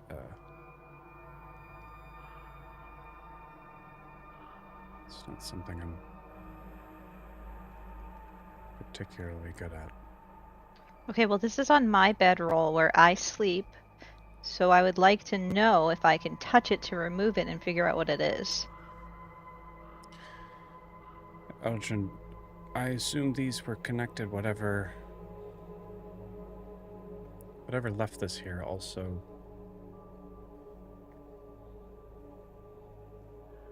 Looks at Wilbur. No one's told me about Also Wilbur yet, right? No, this is her doing it right now. Also stopped time. What? Yeah. She shows you the timepiece. Yeah, it was super weird. Broomhilda wasn't moving. The candle flame, Jesus Christ, wasn't moving. It was really weird. Okay, okay. And it affected me, which I'm not trying to be whatever here, but it's pretty tricky to. Yes, to do that to you.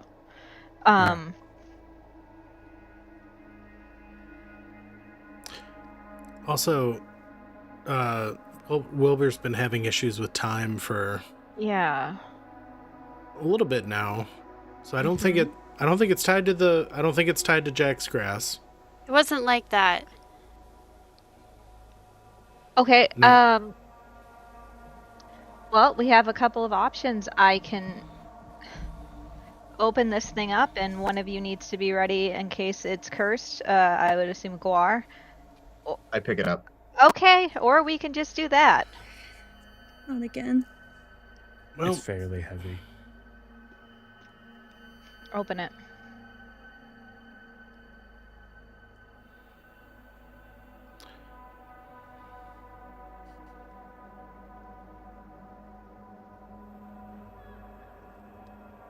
Guar, are you setting it down, or are you just holding it in your hands and looking at it just from yourself? I think I'd set it down.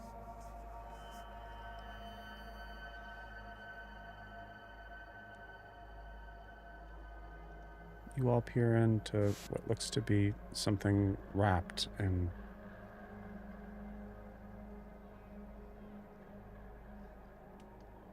what at first seems to be just a red cloth until you recognize the smell.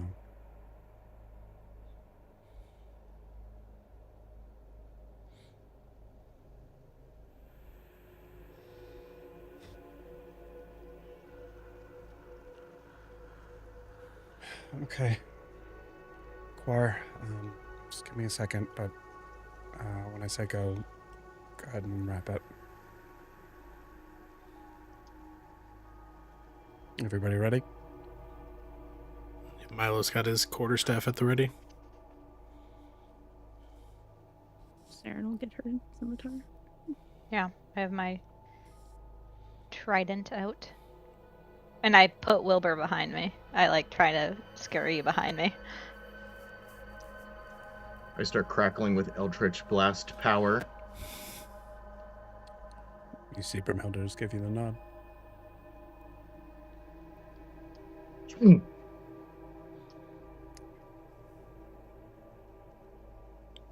This blood-stained cloth that you pull off in a hurry. You see there was something that was attached to it that seems to kind of float down and land perfectly on top. It's just a simple note.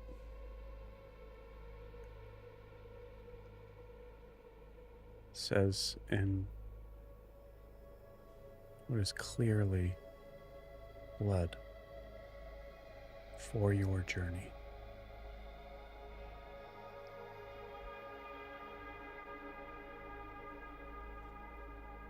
As you move the note aside, you see that there is a gem encrusted bowl with 3 diamonds inside.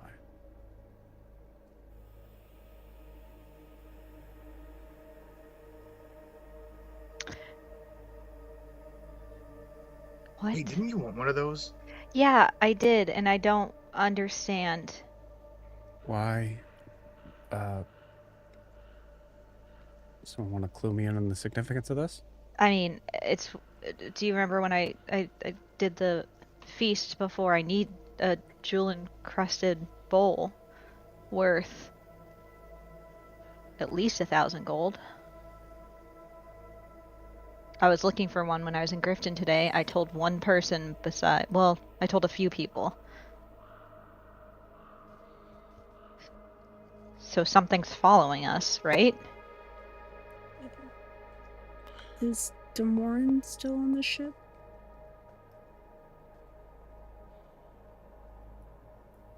I'll look around. I don't. Milo takes off and starts checking different corners of the ship. Quickly run into figure. We'll say. I guess we might as well roll. I roll for everything else. While you're doing that, Laura would ask Celeste, what do you make of this? Do you recognize this? Do you know who's doing this is?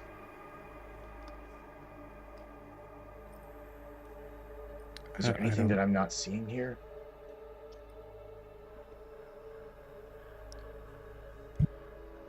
Everything that I'm seeing is what you're saying.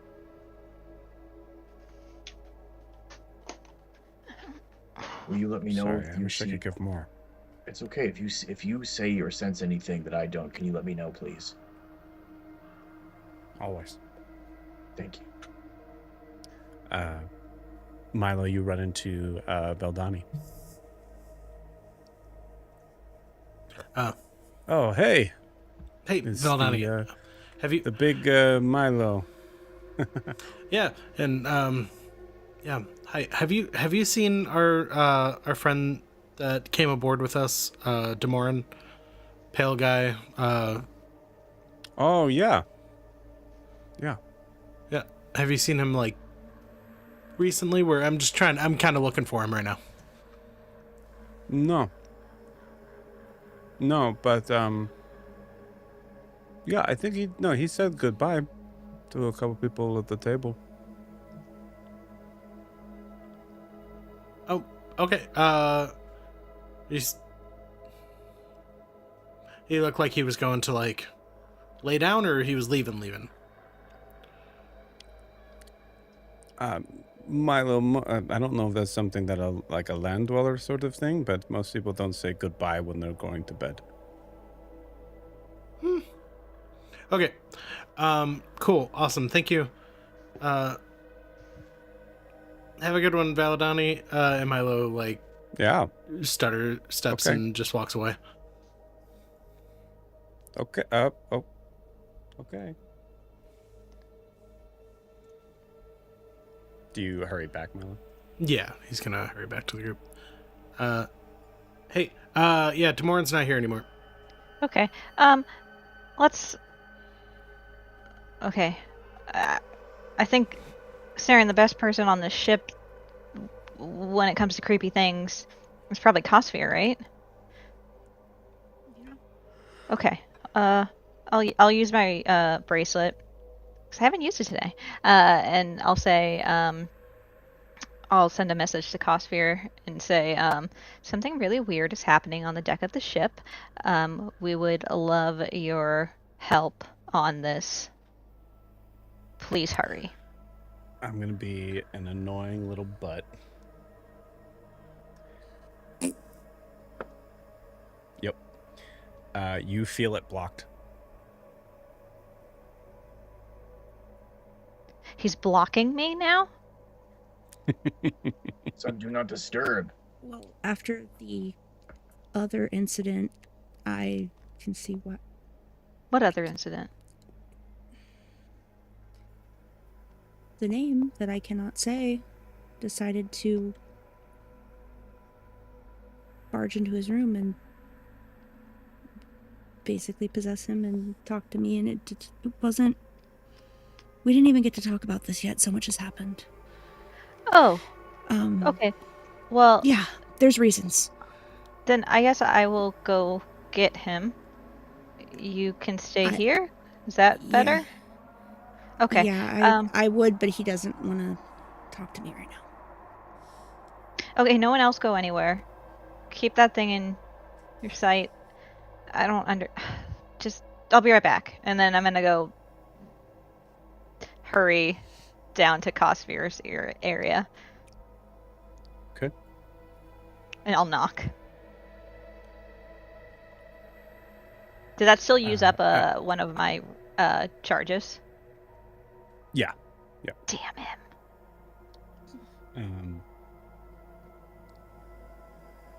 Meanwhile, Brimhilda looks at Wilbur.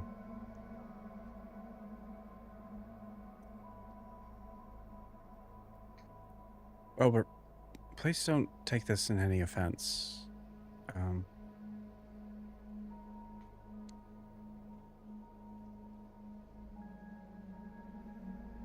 How did you protect yourself against that? I don't think I did anything in particular. Well, I hid. Is that what you're asking? From the time stop, how did you stop? How did you...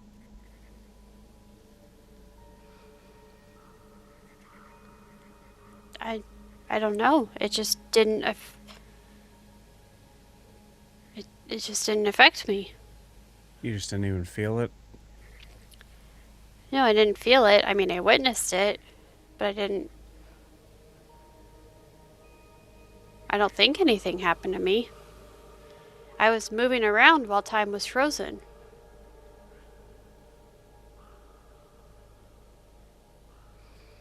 See Brimhilda look at Guar, Saren, and Milo.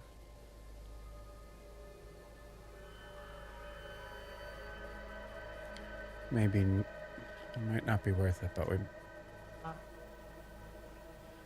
might be worth Saren, I would inform the captain. How long was he stopped for you? According to this, no more than 2 minutes. I'll go get Lucia.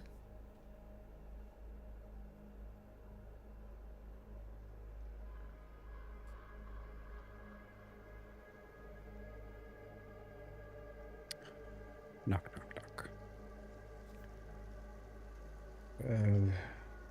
No. Something weird is happening with So time. sorry. That was No. Cosfear. Oh shit. I Okay. that was on me. I don't That know is what's completely on me. happening. That was Cosfear saying no. So yes. So me or her? Yes. Okay. I need your help.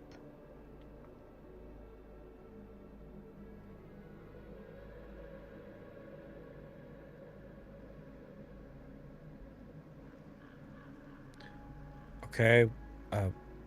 With what? Something really weird's happening on the deck of the ship. An object was placed on my bedroll. And it's a little creepy. We're not quite sure what's going on.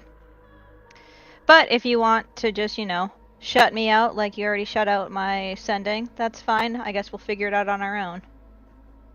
It's a very, very simple spell to do. I have reasons in shielding myself from outside sources, Okay? especially now.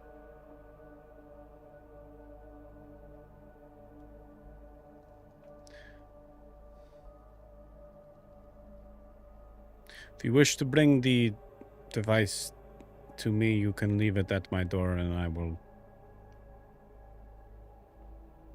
get it, but you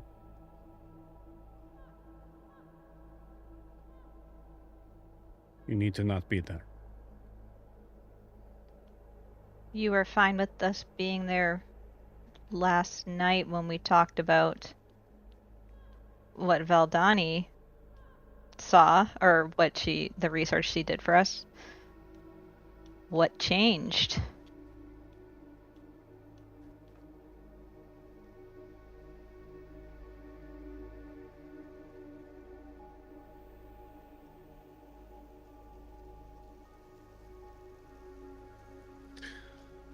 That is my own business.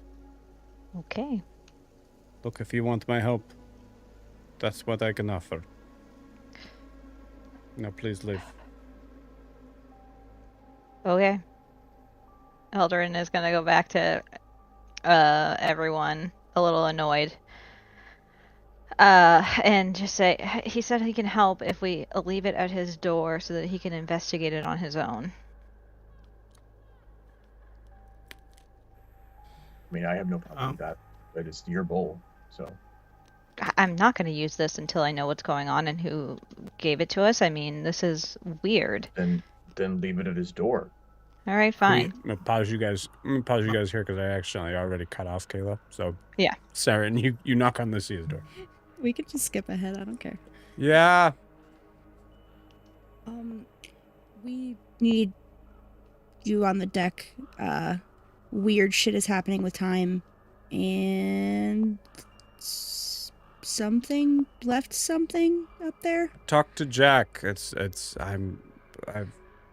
No, I Lucia. Left him in command. This is definitely a captain thing. Oh. All right. If this is for something else, you can just, you can just come in. Not this time. Fine. About a minute goes by and you see Lucia open the door. Her first reaction. All right, what? And then sees your face. Okay, let's go. Thank you. She'll lead her back up to the deck. Assuming come back. these fill her in. Yeah, you come back to Mhm. Eldrin saying, well, on the Yeah. off chance that it is cursed, you're already touching it, Guar, so why don't you bring it down and leave it there for him? Okay. Are we exceptionally comfortable with leaving a potentially dangerous / cursed object It's not cursed. I touched it. alone? Well, that doesn't. Okay. Alone with somebody, like behind a closed door on the ship. Honestly, I don't. That we don't know who gave it. Are we sure this didn't come from Cossphere? I don't think so. Why would he go to all the trouble of leaving wet footprints and diving into the water And writing Why in did- blood. Why does anybody go through? Why would anybody go through the trouble of writing in blood? Why does anybody do anything? I don't know. I'm saying, yeah, resident spooky guy. Are we starting to sound like like one of those students at the magic school? sure? What is anything? Ugh. Sure. Why is it prudent to, leave him alone with it? I don't. If I'm outvoted here, then yeah, cool. Let's do it.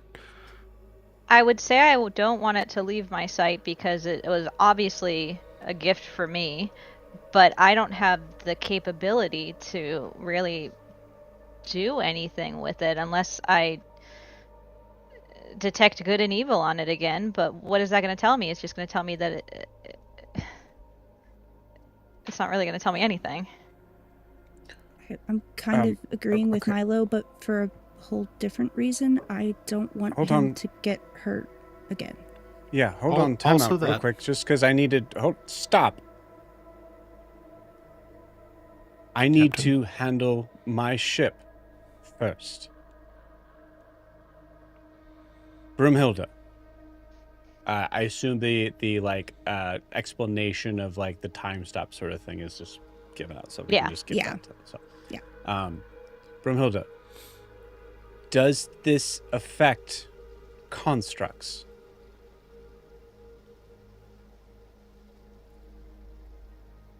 Someone roll a d20. Hold up. It's 14. Broomhilda.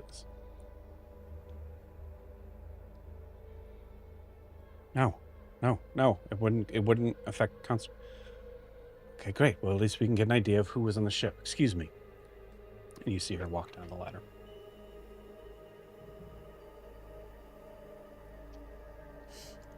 You hear Raylord just go, CC. Mhm. Yes, Raylor. Sorry, okay. No, yeah. I know this must be frustrating for you because it's just something that you could help with if you weren't collared. Exactly. Thank you. You're welcome.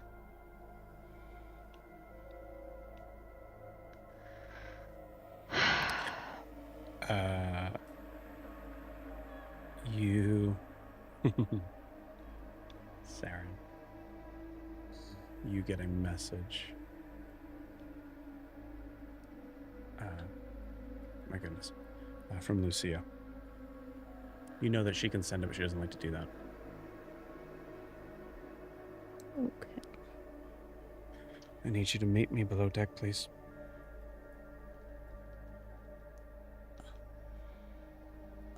Okay.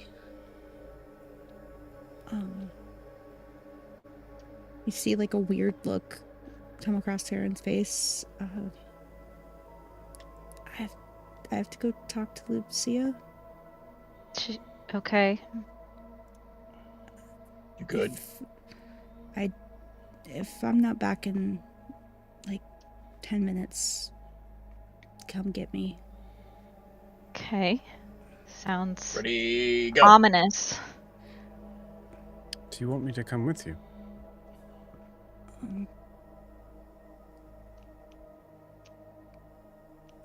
No, not. Sounded serious. Okay, 9 minutes and 30 seconds left. Hey, Gwar. Okay. Be safe. Thank you. And Sarah, go. 9 minutes and 5 seconds. Quar. What? I want to make sure she's okay. Okay, I understand.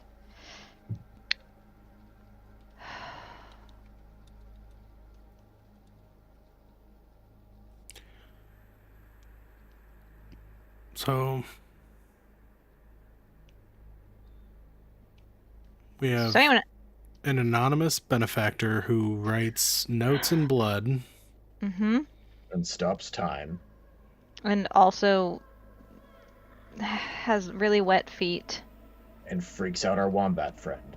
and Well- turns bigger, right? That's what happened when Wilbur told Well, us they about were. it? It seemed like they were kind of a shape changer. Okay. Yeah. Although the time stoppy thing and this, we're making the assumption that they're connected. Yeah. They likely are, but we are making that is an assumption we're making. I just.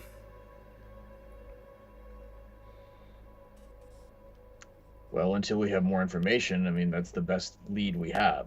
The wet feet concerns me. I mean, there's no way they're going to be there right now, but like, I mean, yeah, we can't have like, I don't know, Eldrin, can you like, I don't know if this is racist or something, but can you like talk to the fish and like see if they can patrol for us and Yeah, give I you mean- a signal? I can give them commands. They can't really. Oh, that's Talk the thing to you me can like- actually do. That's awesome. Oh, yeah, no, I can talk to them. They can understand me and I can give them commands. They just can't really communicate back in a way that's like with language, but I could ask them to Like jump onto the deck yeah, if they like see jump, anybody that we don't jump or know. something. Yeah, give me Yeah. a moment. Wow, Eldrin's you want gonna- to sacrifice their lives so they can tell us something's happening? We can kick them back or something. Yeah, they can do something else. They don't have to do exactly that. I jump in the water. But bye.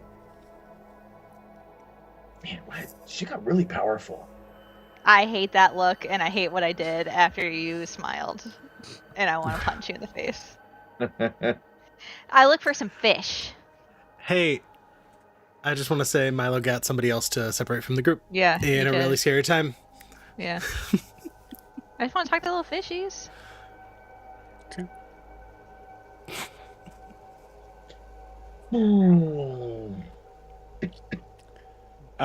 What are you doing? I'm you looking for using? some fish.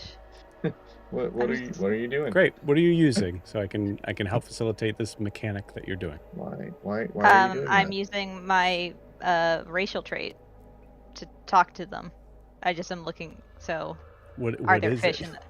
It's emissary of the sea. Okay. I can communicate simple ideas with beasts that can breathe water.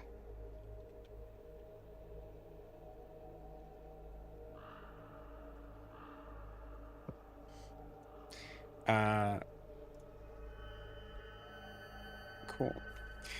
Elgin, roll me an initiative roll Cool. with advantage. Okay. Saren, roll it plain. 17.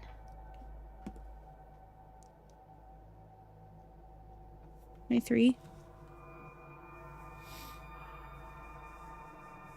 Okay.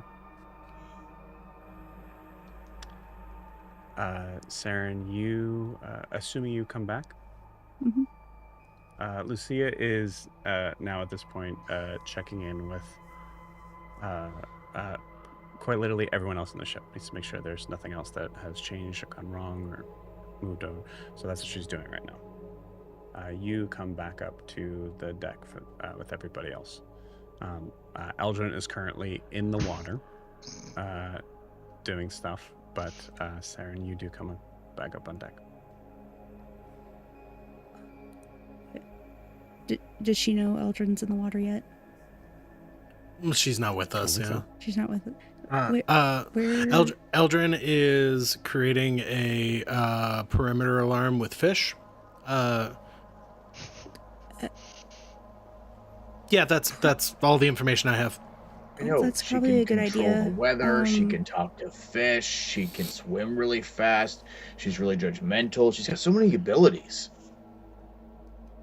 Is there any reason why her husband would want to write us a note in blood? I don't know much about. She seemed creeped out by it. I don't know much about Triton. I don't think Jamie life? got what Kayla just said at all. Is there any reason Kayla, can he you would say that write one us more time? Is there any reason that her husband would write a note in blood? Yeah, that's Milo's saying. Yeah, no, I heard. Yeah, I think. Milo's Okay. responding. I don't know much about Triton life, but she seemed creeped out by it. Like it could be something like romantic about like, hey, we cut our palms open and I'm using that blood. Like I'm using that blood to write a note to you. I don't know. That seems like it's reaching. That doesn't feel very Noros to me. I like that he's trying to rationalize my like. He never Mhm. like stopped time or anything. Isn't he like a fighter? He doesn't do like magic stuff. No. No, he's not even that good of a fighter. Ray- I mean, no, there's no way he's a Raylor- spellcaster too. Rayler jumps in here and he goes, "Wait, why are we even talking about Noros? I don't understand." Saren brought him up. I know, Milo. I'm right here with you. Yeah, Cece sort of. saw him Oh. and didn't do anything because he was told not to. But Yeah. didn't he go back to Honoria? Don't you think he would, I don't know, say something if he was doing We're gonna- some freaky shit? Cut from here as Eldrin is below under the ship. Sorry, Eldrin. Eldrin, you see plenty of fish. Yeah, so I go up to a school of them, and I say to them in just the simplest I can. I ask them if they can just kind of like perimeter around the ship and to like jump up if they see something like big and scary that isn't a fish coming to try and like go up onto this big fish. I explain the ship is a big fish. It's horrible. Okay. And I say, what I'm trying to say is, and all this is in blub, blub, blub, is if you see something, say something. But C is spelled S-E-A. And I would really appreciate that. Oh, no. They told me I don't need to thank them. Just express what I want and that they will listen. You see one of the fish start to swim away from you. Okay, I guess that one is... I guess it wasn't simple enough what I said. Okay, the rest of you, nod if you understand me.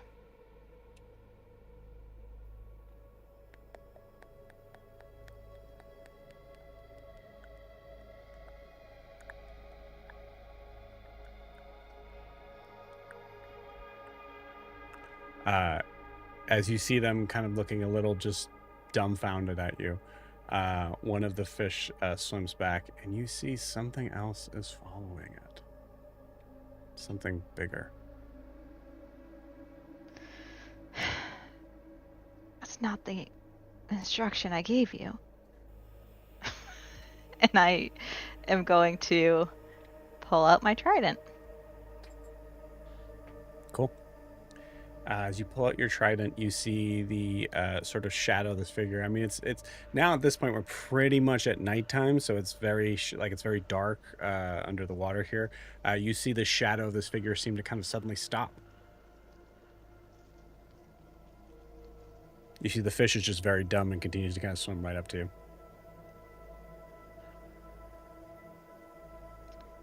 Eldrin will say, "Do I have you to thank for my gift?"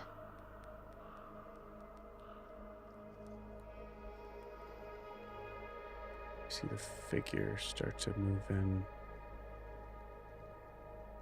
closer, very cautiously.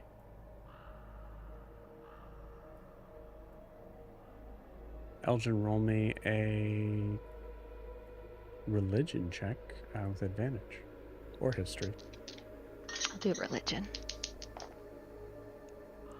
That would be a 24. You see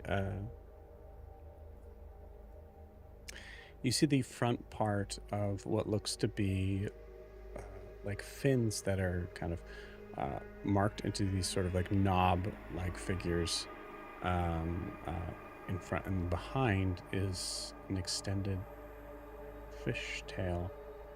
As you see the figure come closer, you see this more equestrian-looking head.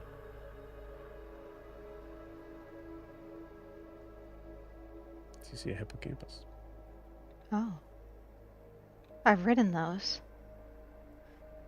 This one What? looks young, like teen. What are you doing here? It's a little more shallow than you're usually in.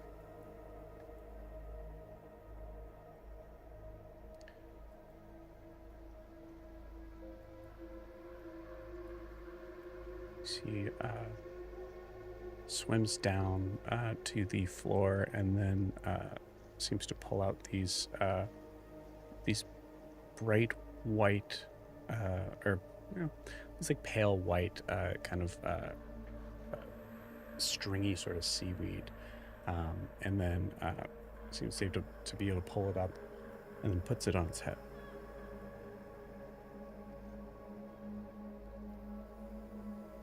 Eldrin puts her trident away and is going to cautiously go up to it. She's been around them her whole life, but she also knows that they are sometimes a little temperamental, like her mother's hippocampus. Yeah, give me an animal handling check with advantage. Okay.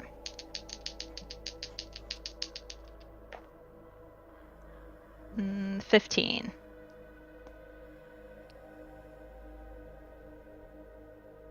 You come up to this creature like cautiously, like being aware that most likely it's going to pull back a little bit and be like a little stranger danger. And that doesn't happen at all.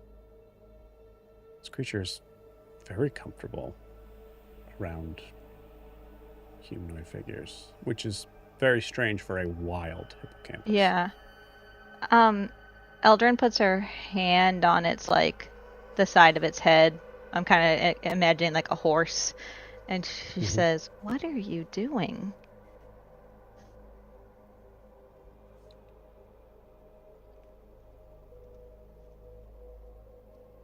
Are you trying to tell me something?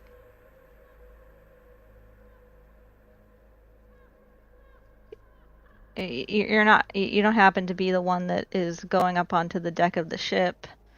Are you a shapeshifter? Okay. You see it swim back down. And at this point, you start to see there's these this kind of like I think like the kind of like Java moss sort of stuff that you find. You see they pull up and they start to put on their head and then put their fins to their ears. Are you trying to tell me what this person looks like? And you see the moss start to fall off. Okay, so they're a human? Okay, alright. Also weird because Eldrin, you're like, you said that, I'm like, oh, well, how would it know? And it shook its head no. Yeah. Okay. This is the most in-depth conversation I've had with a hippocampus. Do they look like they're a fish? Okay, like me? Okay, Swims back down, grabs the green moss, puts the green moss back on its head. Okay, so they have green hair. Male? Female? I should probably ask one question at a time. Sorry. Female? Male? Okay, so there is a male Triton? That's weird. When did you see them last? Are they here?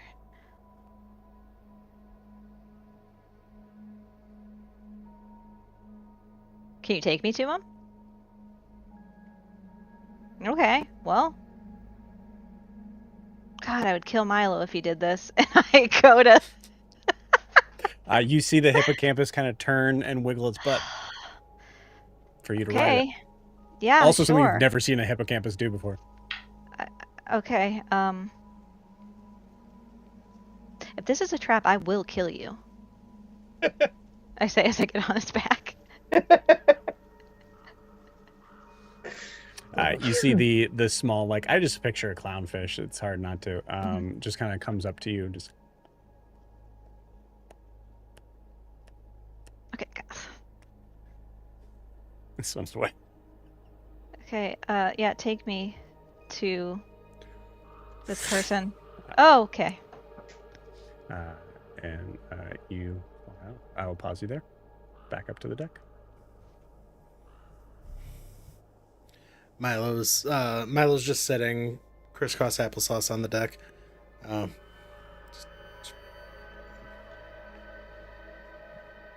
Takes a while to talk in fish, huh? They must have a very complex language or something.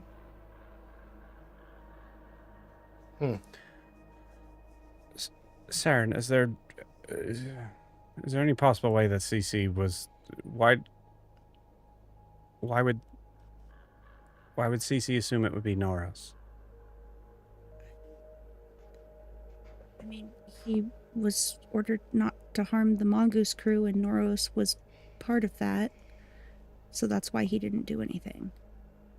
If it was some random Triton, he would have alerted the crew, at least.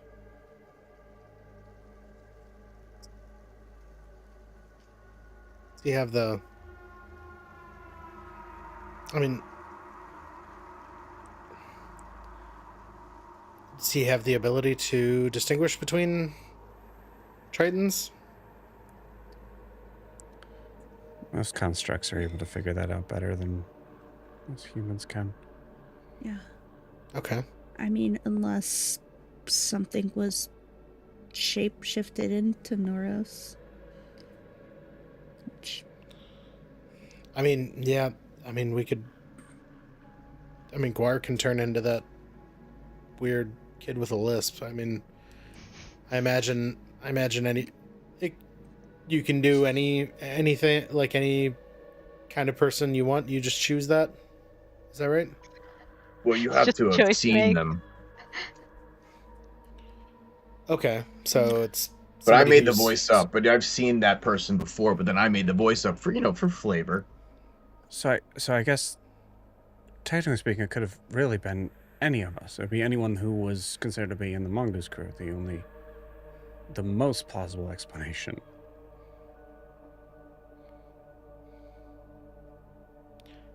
Oh boy. Yeah, did CC say it was Noros, though? Or is it just a member of the... Okay. Sarah, the information you got was specifically ordered not to harm the Mongoose crew. Mm-hmm. And Lucia kind of filled in the blank of, like, the only person who's... Oh, okay. That was the her Mongoose that crew said there. Noros. Mhm. Okay. So she says that. Mm.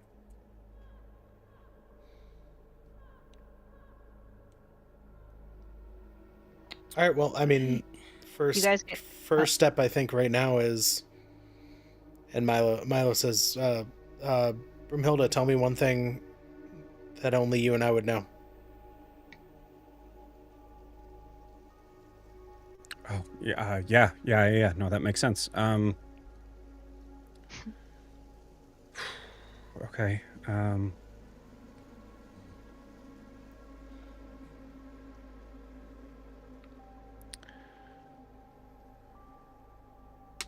The last private conversation we had, you decided, I believe you asked me if I could fly, right? And then you just ran up a tree. Yeah, that checks out. Guar. And left me Yeah. alone. And then I was alone too. you disappeared. And then after several hours, I found you high with a member of the family. Yeah. And if I remember correctly, I think the first thing that you said to me was, "Hey, where have you been?" Is that enough information, Milo? Yeah, that's not the tone that I remember, but yeah, that is the like order I remember. Yeah. No, that's correct. Hey, Guar. Yeah. Your turn. With what? Give me one thing that only you and I would know. We're the same height.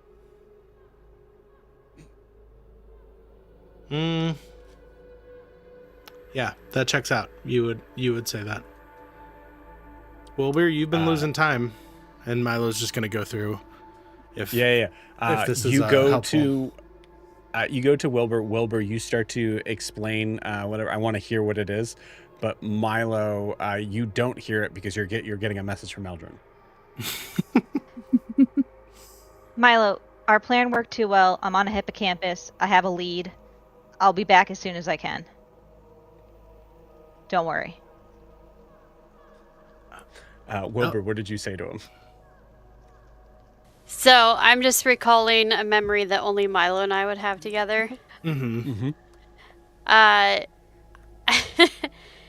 think I would recall the time. Oh, what city were we in? We were like running through the streets being chased by something ginormous, and I don't remember what little.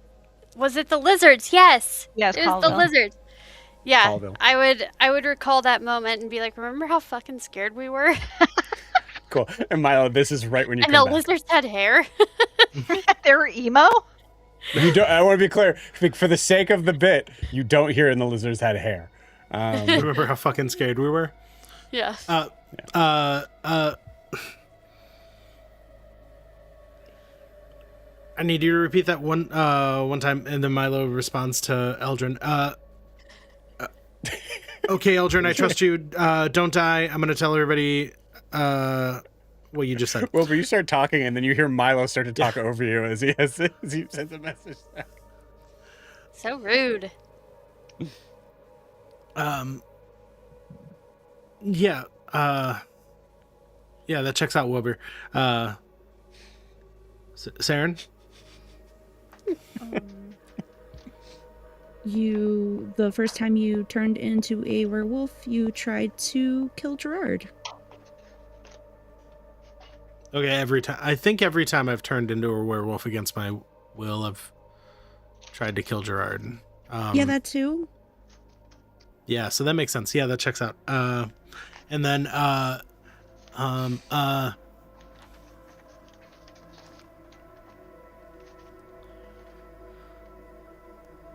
fuck, I have no memories. Nothing. I don't have anything.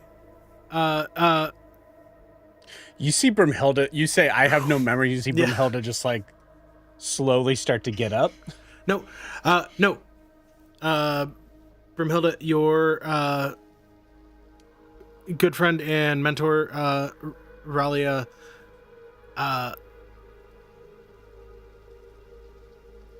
lives in the Grove, and was very kind to me in a moment where she wasn't very kind to other people, and I feel like you are one of the few people who would know that side of her.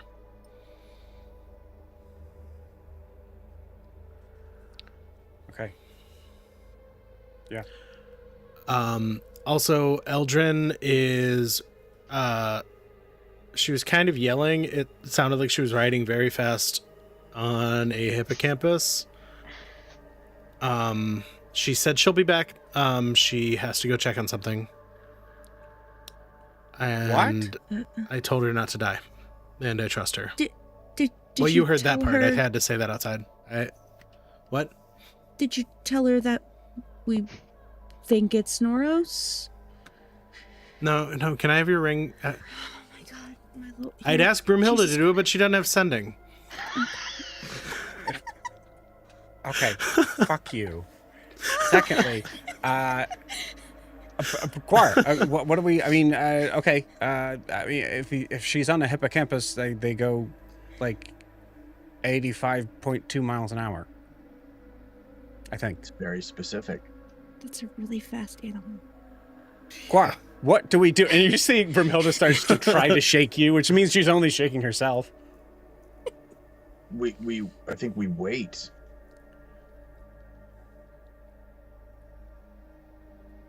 To see if Eldrin dies? No, I think we wait to see if she gets... She said she'll be back soon. You don't believe her?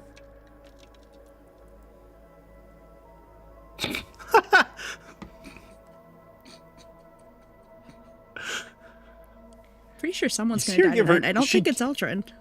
She gives you crazy eyes in the way of like, you get what I'm not going to say right now, right? And Guar, do you get what she's not going to say right now? No. Yeah, beautiful. I love that. The crazy eyes say something smarter right now. I trust Eldrin. If she's willing to go and do something like that, she can talk to fish and control the fucking weather. She didn't sound like she was Okay. in crisis. I will say that. And Milo conveys the information to Eldrin that whoever was on board must have looked a lot like a member of the Mongoose crew, and that we all checked, and none of us are replicants, to his knowledge, to his satisfaction at least. Yeah. We're not replicants. We're Eldrin replicants. Well, takes a moment. except for the one replicant that's Except for Ray Lord. a part of the party. Right. It's a long message. Yeah, sure. He finds a better way to say it. I I say it the fast. hippocampus Say it harder. told me that it's a Triton, a male Triton. I'm going to figure out who this is. I think they're taking me to him. Okay. She says, a little confused at Milo's. Yeah. Wait, hippocampuses can talk? That's all he says to her. And then he Well, you have to send a new message to do that, but that's what you send? oh, is that right? Yeah. Yeah, Yeah, because you yeah, sent that'll the be first it. one she's responding Yeah, to. that's right. You're right. Yeah, that'll be his his next message. Beautiful. No, they can't, which is odd. But don't worry, I told this one I'd kill it if this was a trap. I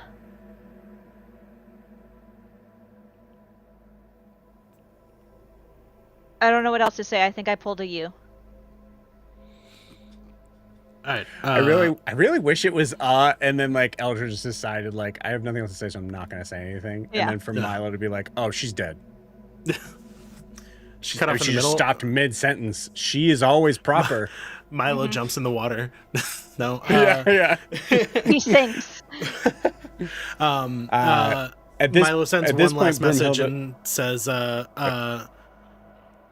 "Okay, I believe in you," and lets it go. Okay.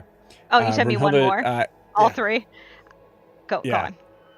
I was gonna say, as Milo is saying, "I believe in you," Brimhilda is just explaining to everybody else, like, has anyone else noticed that Eldrin seems to be a little bit off lately, ever since Noros has left, and starts to kind of try to explain a little bit of like, hey, are we absolutely sure that Eldrin is of sound mind and body in this moment? Eldrin responds to you, Milo, and says, wait, did you say that Cece thought it was someone from the Mongoose crew? Because that's really racist. Because Norris isn't here and we don't all look the same. not getting it at all. No. Amazing. Okay. Yeah. Ultra specific. I love it. And also I can't respond. And then I also say, I know you can't respond, but just ponder that, please. Yeah. Beautiful.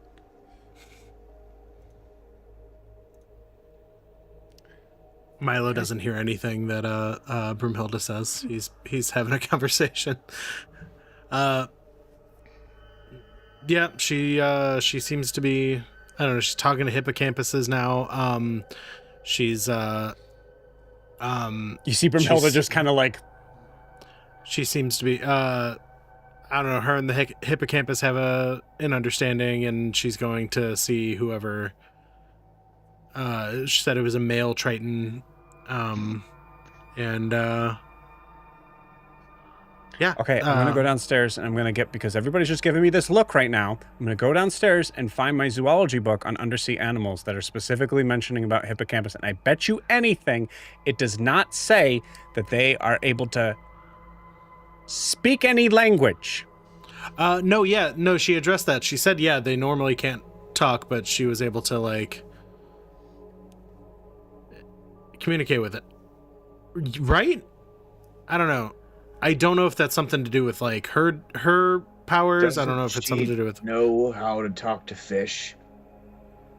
Yeah, She she's done it does, but before. she said before she left that she can't, like, they don't talk to her.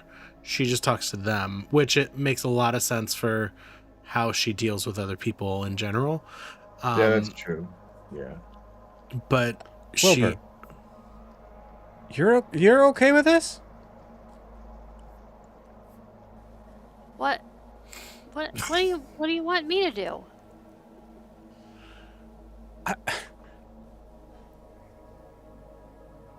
Does somebody want to memory check Eldrin? Milo holds out the ring. I take it. Eldrin, it's Guar. How's it going down there? Let us know if you need us. Best, Guar. Milo just slaps Guar in the forehead.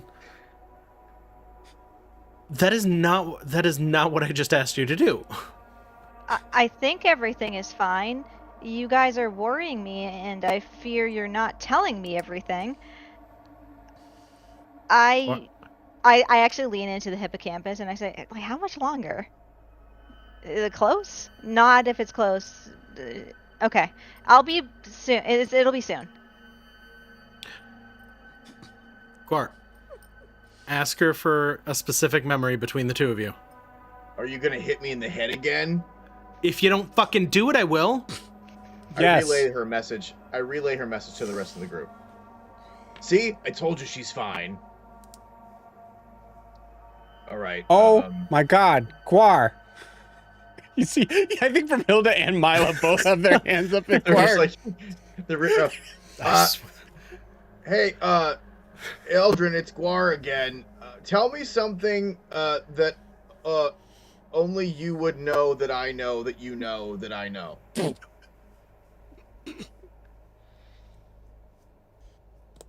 I assume this has to do with what Milo said about replicants.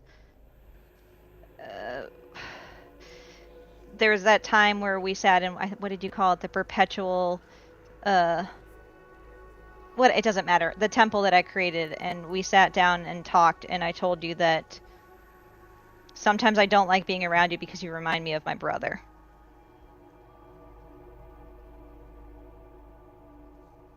And you seemed really happy about that. I'm just sitting there smiling. A single tear goes down your cheek. We don't need to know the memory. Did it check out? Oh yeah, it's her. Okay. I lean into Brimhilda. You can do that later. Milo looks at Brimhilda.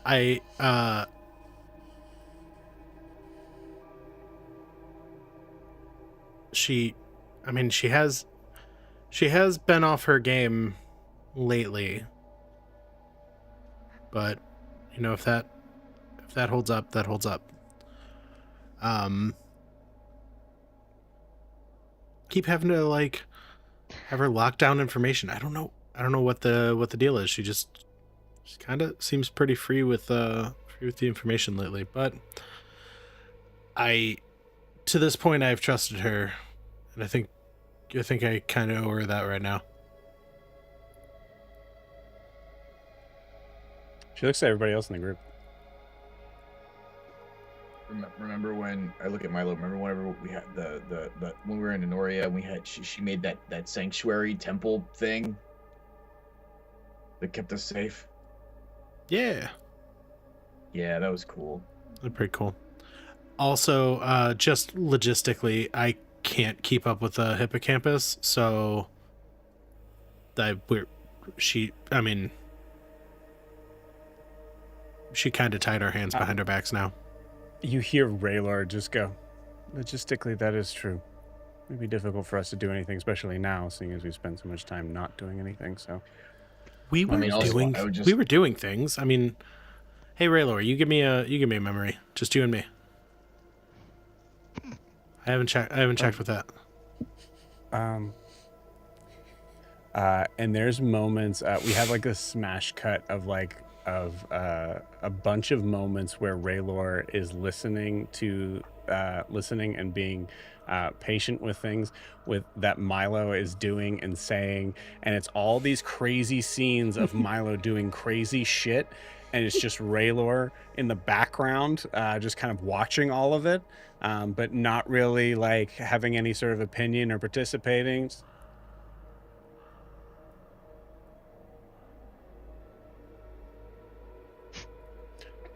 Yeah, I can't think of anything.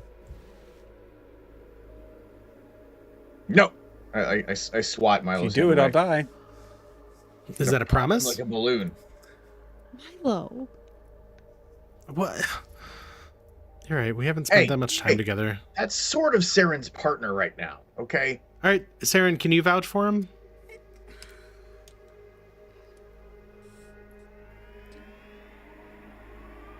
Yeah. Just Okay.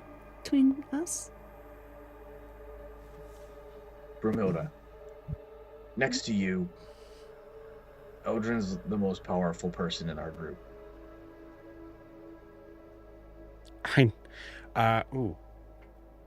If anybody's gonna do this and figure this out, That's a it's 5. You see Brumhilda's looking up at you, and she has tears in her eyes. I know that. Don't you think I know that? Hey. And I pull her into a hug. Rayla, are you going to answer Saren's? You see Raylor, well, there was a touching scene, and now we're going to go to this scene where Raylor just turns to Saren and goes, last night? Okay, Milo, we're good. All right. Milo. The only time he ever seems confident and not nerdy. Oh, yeah. Weirdly confident. Yep, Weirdly, absolutely. the energy that comes, you're like, whoa, Yep. am I attracted to him? And does is Saren like go a little red or anything, or no? Yeah. You just see Riddler give Milo a little wink. Hang on, I'm still holding Brumhilda. Hang on. So wait a minute. So if you smack him, he dies. But I mean, non-lethal damage is a thing. I don't know. right. And Milo puts a hand up for Raylor. I mean, Look, I thank you. All right. Look, even though you do have a certain member of your party that feels that every sexual exploitation that they do needs to be given a large standing audience of understanding the details of it, I don't see why I have to join and follow suit.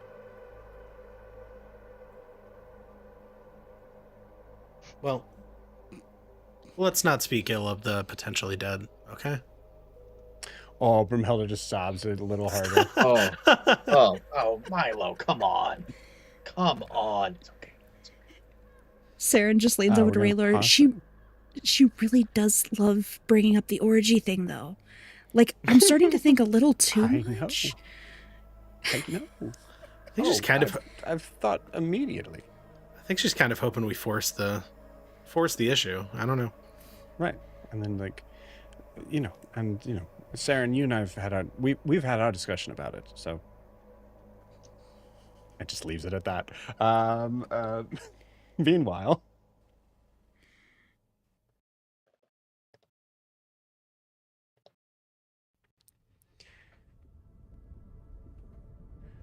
the hippocampus slows down. Okay. You see this space. It's a little bit further. It was a little bit further out to sea. Honestly, it wasn't really that long of a journey. I just knew that these guys needed to. This is a great conversation. I want to hear this. So some of this is happening, after you're long dead. Is what I'm saying. So that was a joke, guys. All right. Yeah. I was laughing, but I was muted. Okay. So After there's I'm an long dead. underwater grotto that you see that it was only maybe like half a mile up towards the ocean, but and you see that there's this strange purple light in it. Does it look like the purple light from the grave? It does.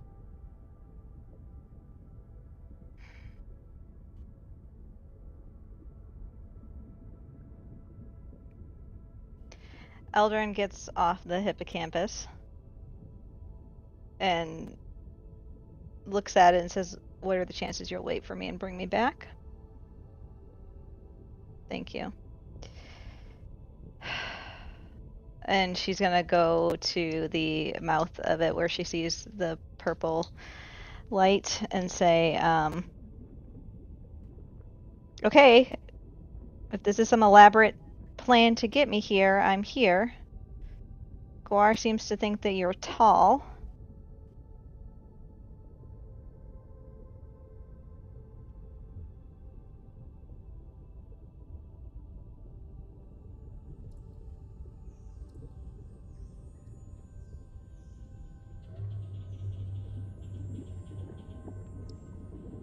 Interesting.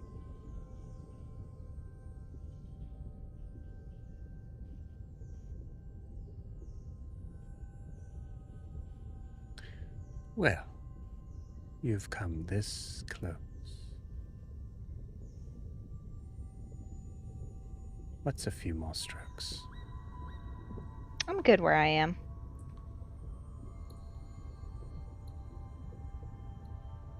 I've learned not to enter into strange lights. Doesn't usually go very well for my friends.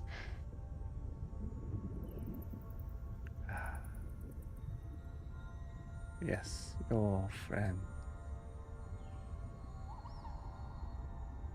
They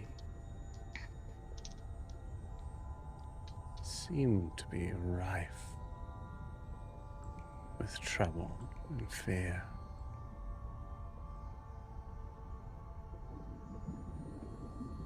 It's very nice to have a snack on my vacation.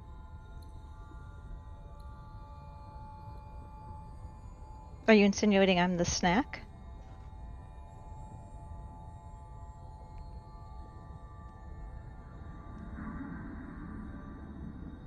I wouldn't mind another nibble if you'd like.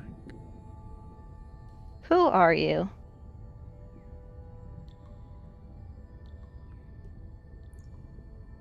So be it.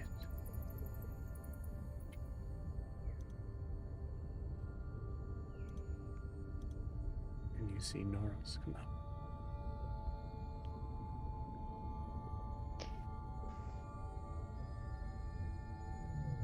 I would appreciate it if you don't masquerade as my husband.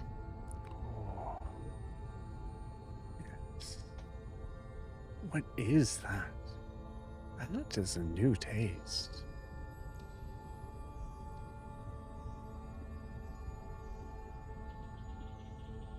Who are you? Fear, sadness, anger, and a very interesting combination. I see. Did you not like my gift? Eldrin cast calm emotion on herself.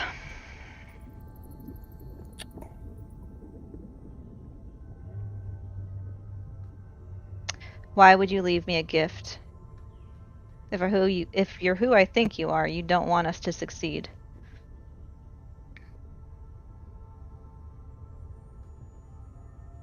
Strange.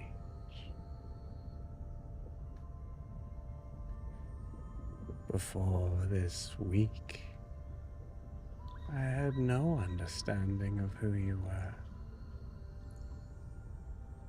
Who is it that you think I am?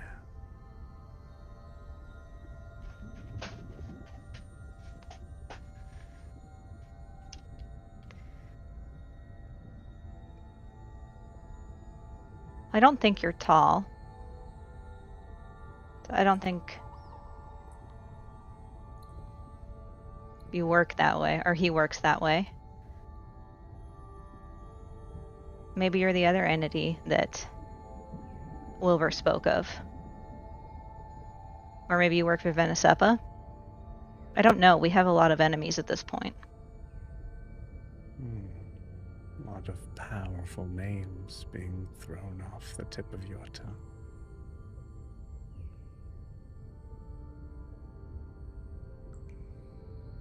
I believe this Wilbur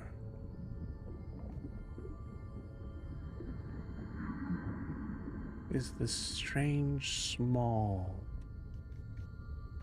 brave soul that seems to be able to maneuver outside where everyone else stays still. So you caused the time stop.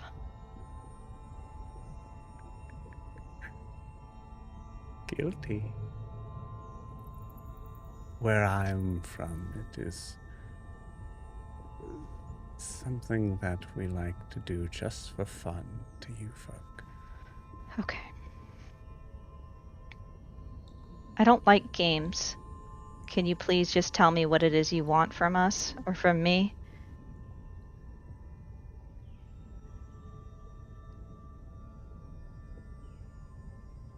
Root. Princess Savanoria. Be treating one that has given you such a useful gift.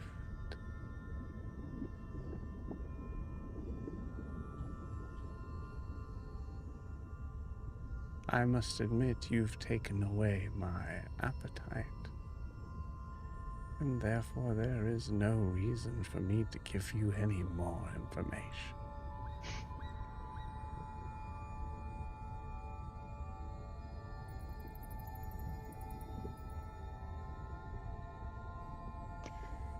You used the face of my husband,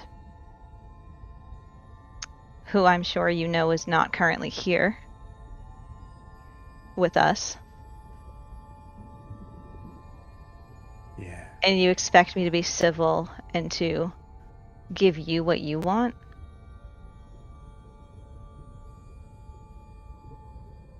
I expect a trade.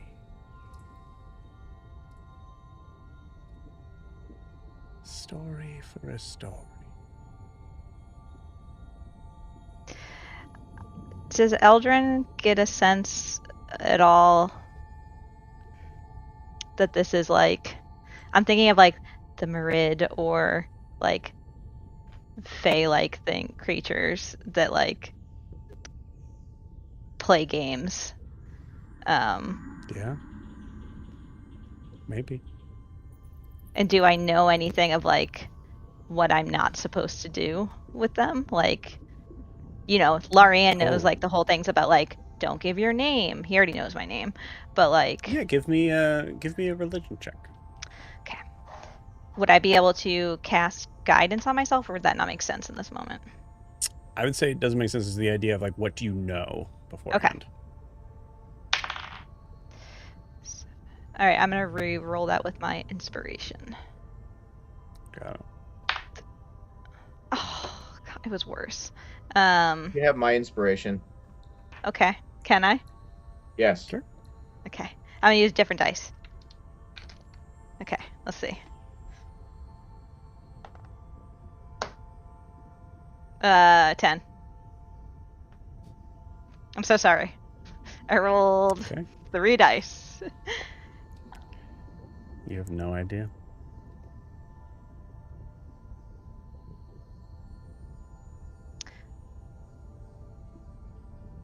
What do you mean when you ask me for a story?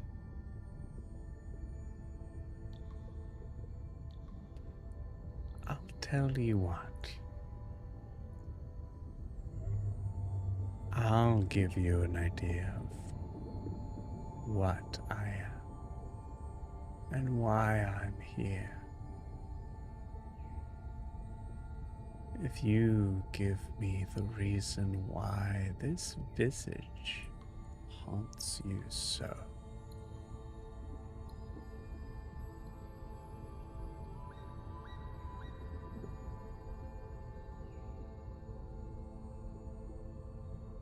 It doesn't haunt me.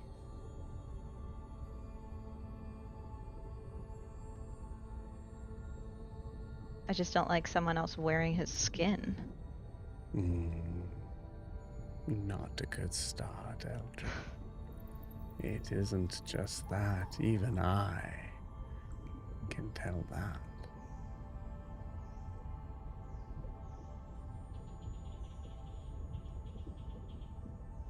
Okay.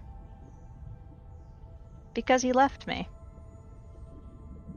You shouldn't be able to masquerade as him. He should be here right now, and he's not. And I'm angry.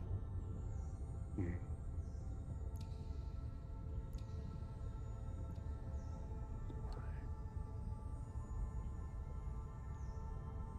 Did he ask why? Yeah.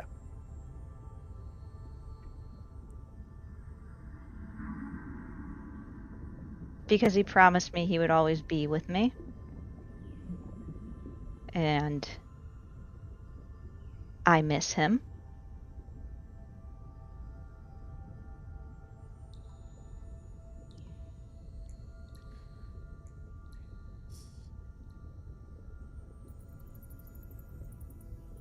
And you're wearing the face of someone I would die for.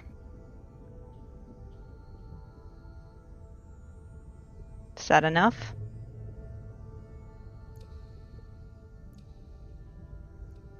You see him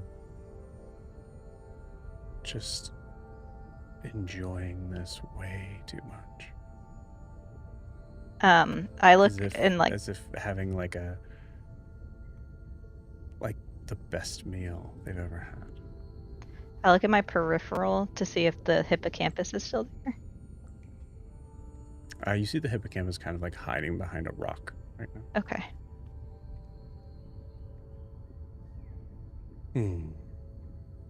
Your turn.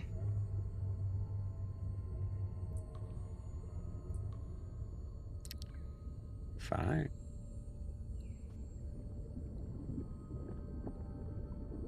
What would you like first? What or why?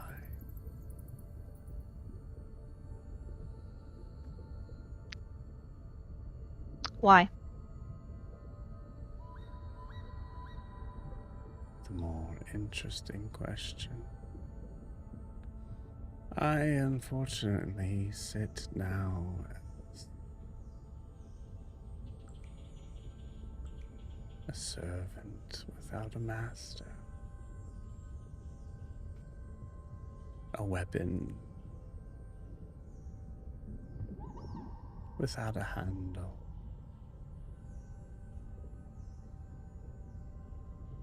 I had to leave my home because those who should have been stuck under our thumbs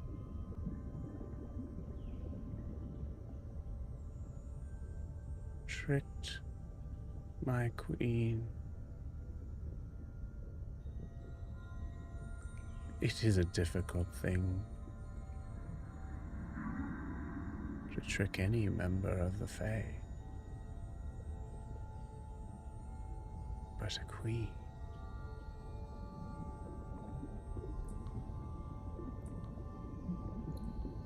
Fear. Not the kind I like.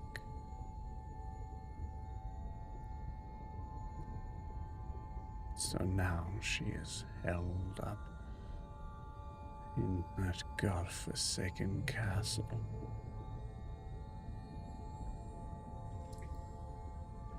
Without even a daughter to play with. Sickening.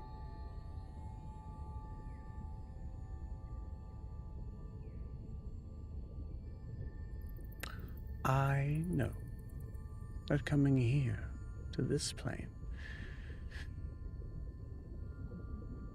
is rife with the things that I crave.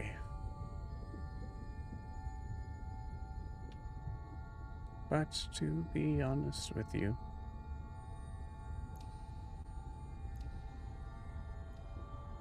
my compass just happened to point in this direction.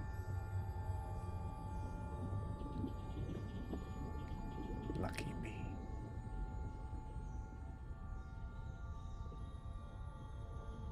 How did you get his image?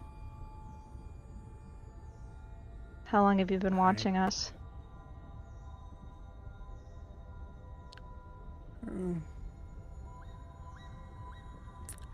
I'm still having difficulty understanding how time works here. I believe 3 moons? Admittedly, I believed that your moons had some sort of cycle to them, do they not? They should. Things are a little strange. Strange, yeah. Mm-hmm.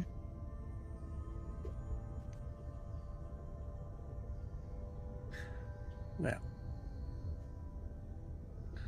I heard a little bird say they needed some things. And to be honest with you, given the heavy emotions wrapped around this group, it behooves me for this moment for you all to exist and live for as long as you can.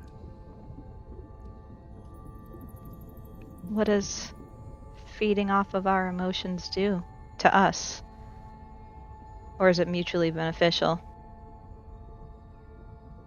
I ask because my memories have been fed on before and I lost those. I'm not looking for that to happen again.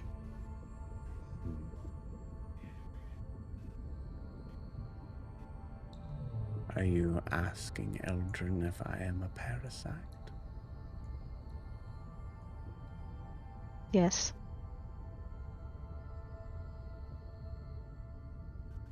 I can be.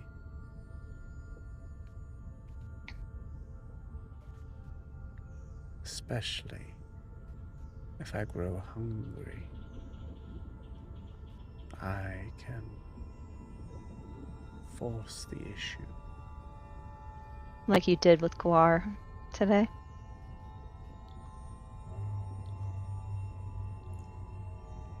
So, can you read our minds? How did you turn into someone he loved? Oh, it's so much simpler than that, Eldrin, really. You all being mortals, what is the thing that most of you fear above all else? Death. Bingo.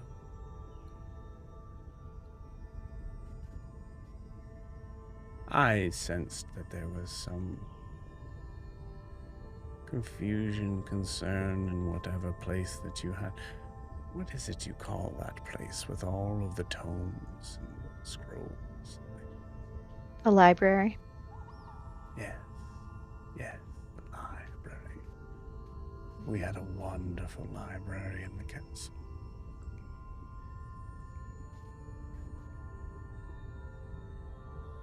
I sense the emotions in our young elven friend stemmed from many things.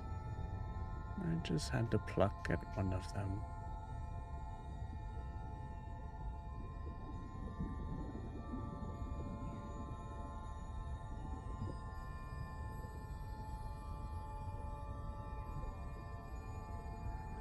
So what next?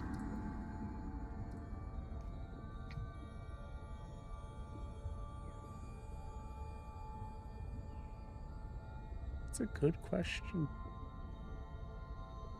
Something I've been asking myself for some time now.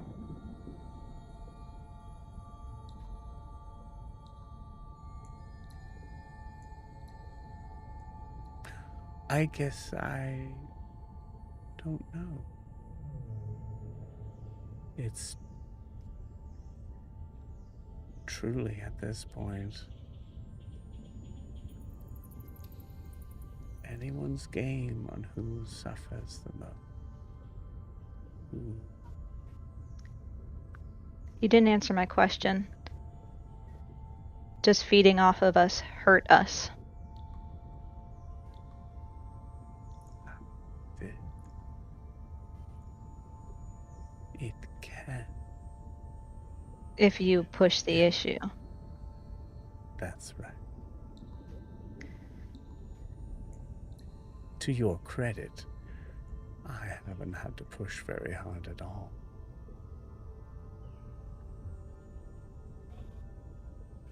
If we keep feeding him, will you keep helping us?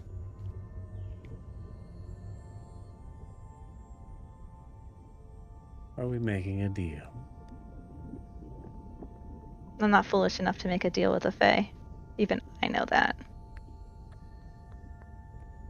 Oh, so many scrolls given. The idea of staying away from the big bad Fae.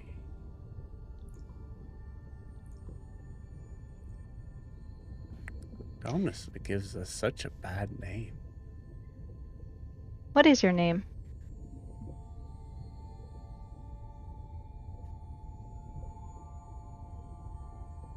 I've gone by many names, What may I call you? but I believe in this might be a time to explain more of the what. Yes? Very well. You see Noros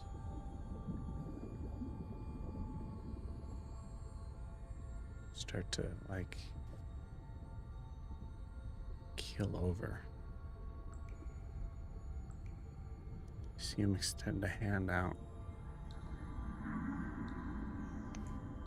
That's towards unfair. you. Roll me a persuasion check.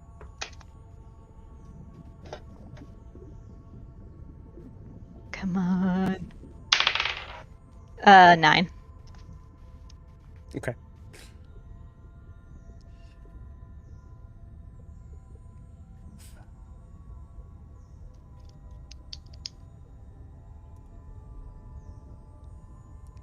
You see him start to just melt away, but he seems to be taking his time. Giving a little bit of the sense of what Noros would look like if he melted. You see what remains is this pale figure. Human-like, but eyes too far apart.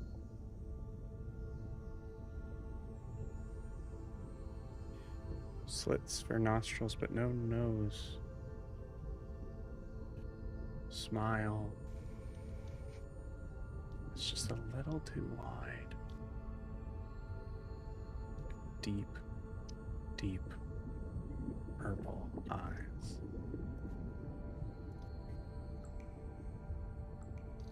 My name is Emil. At your service. And with that, we're going to end tonight's session.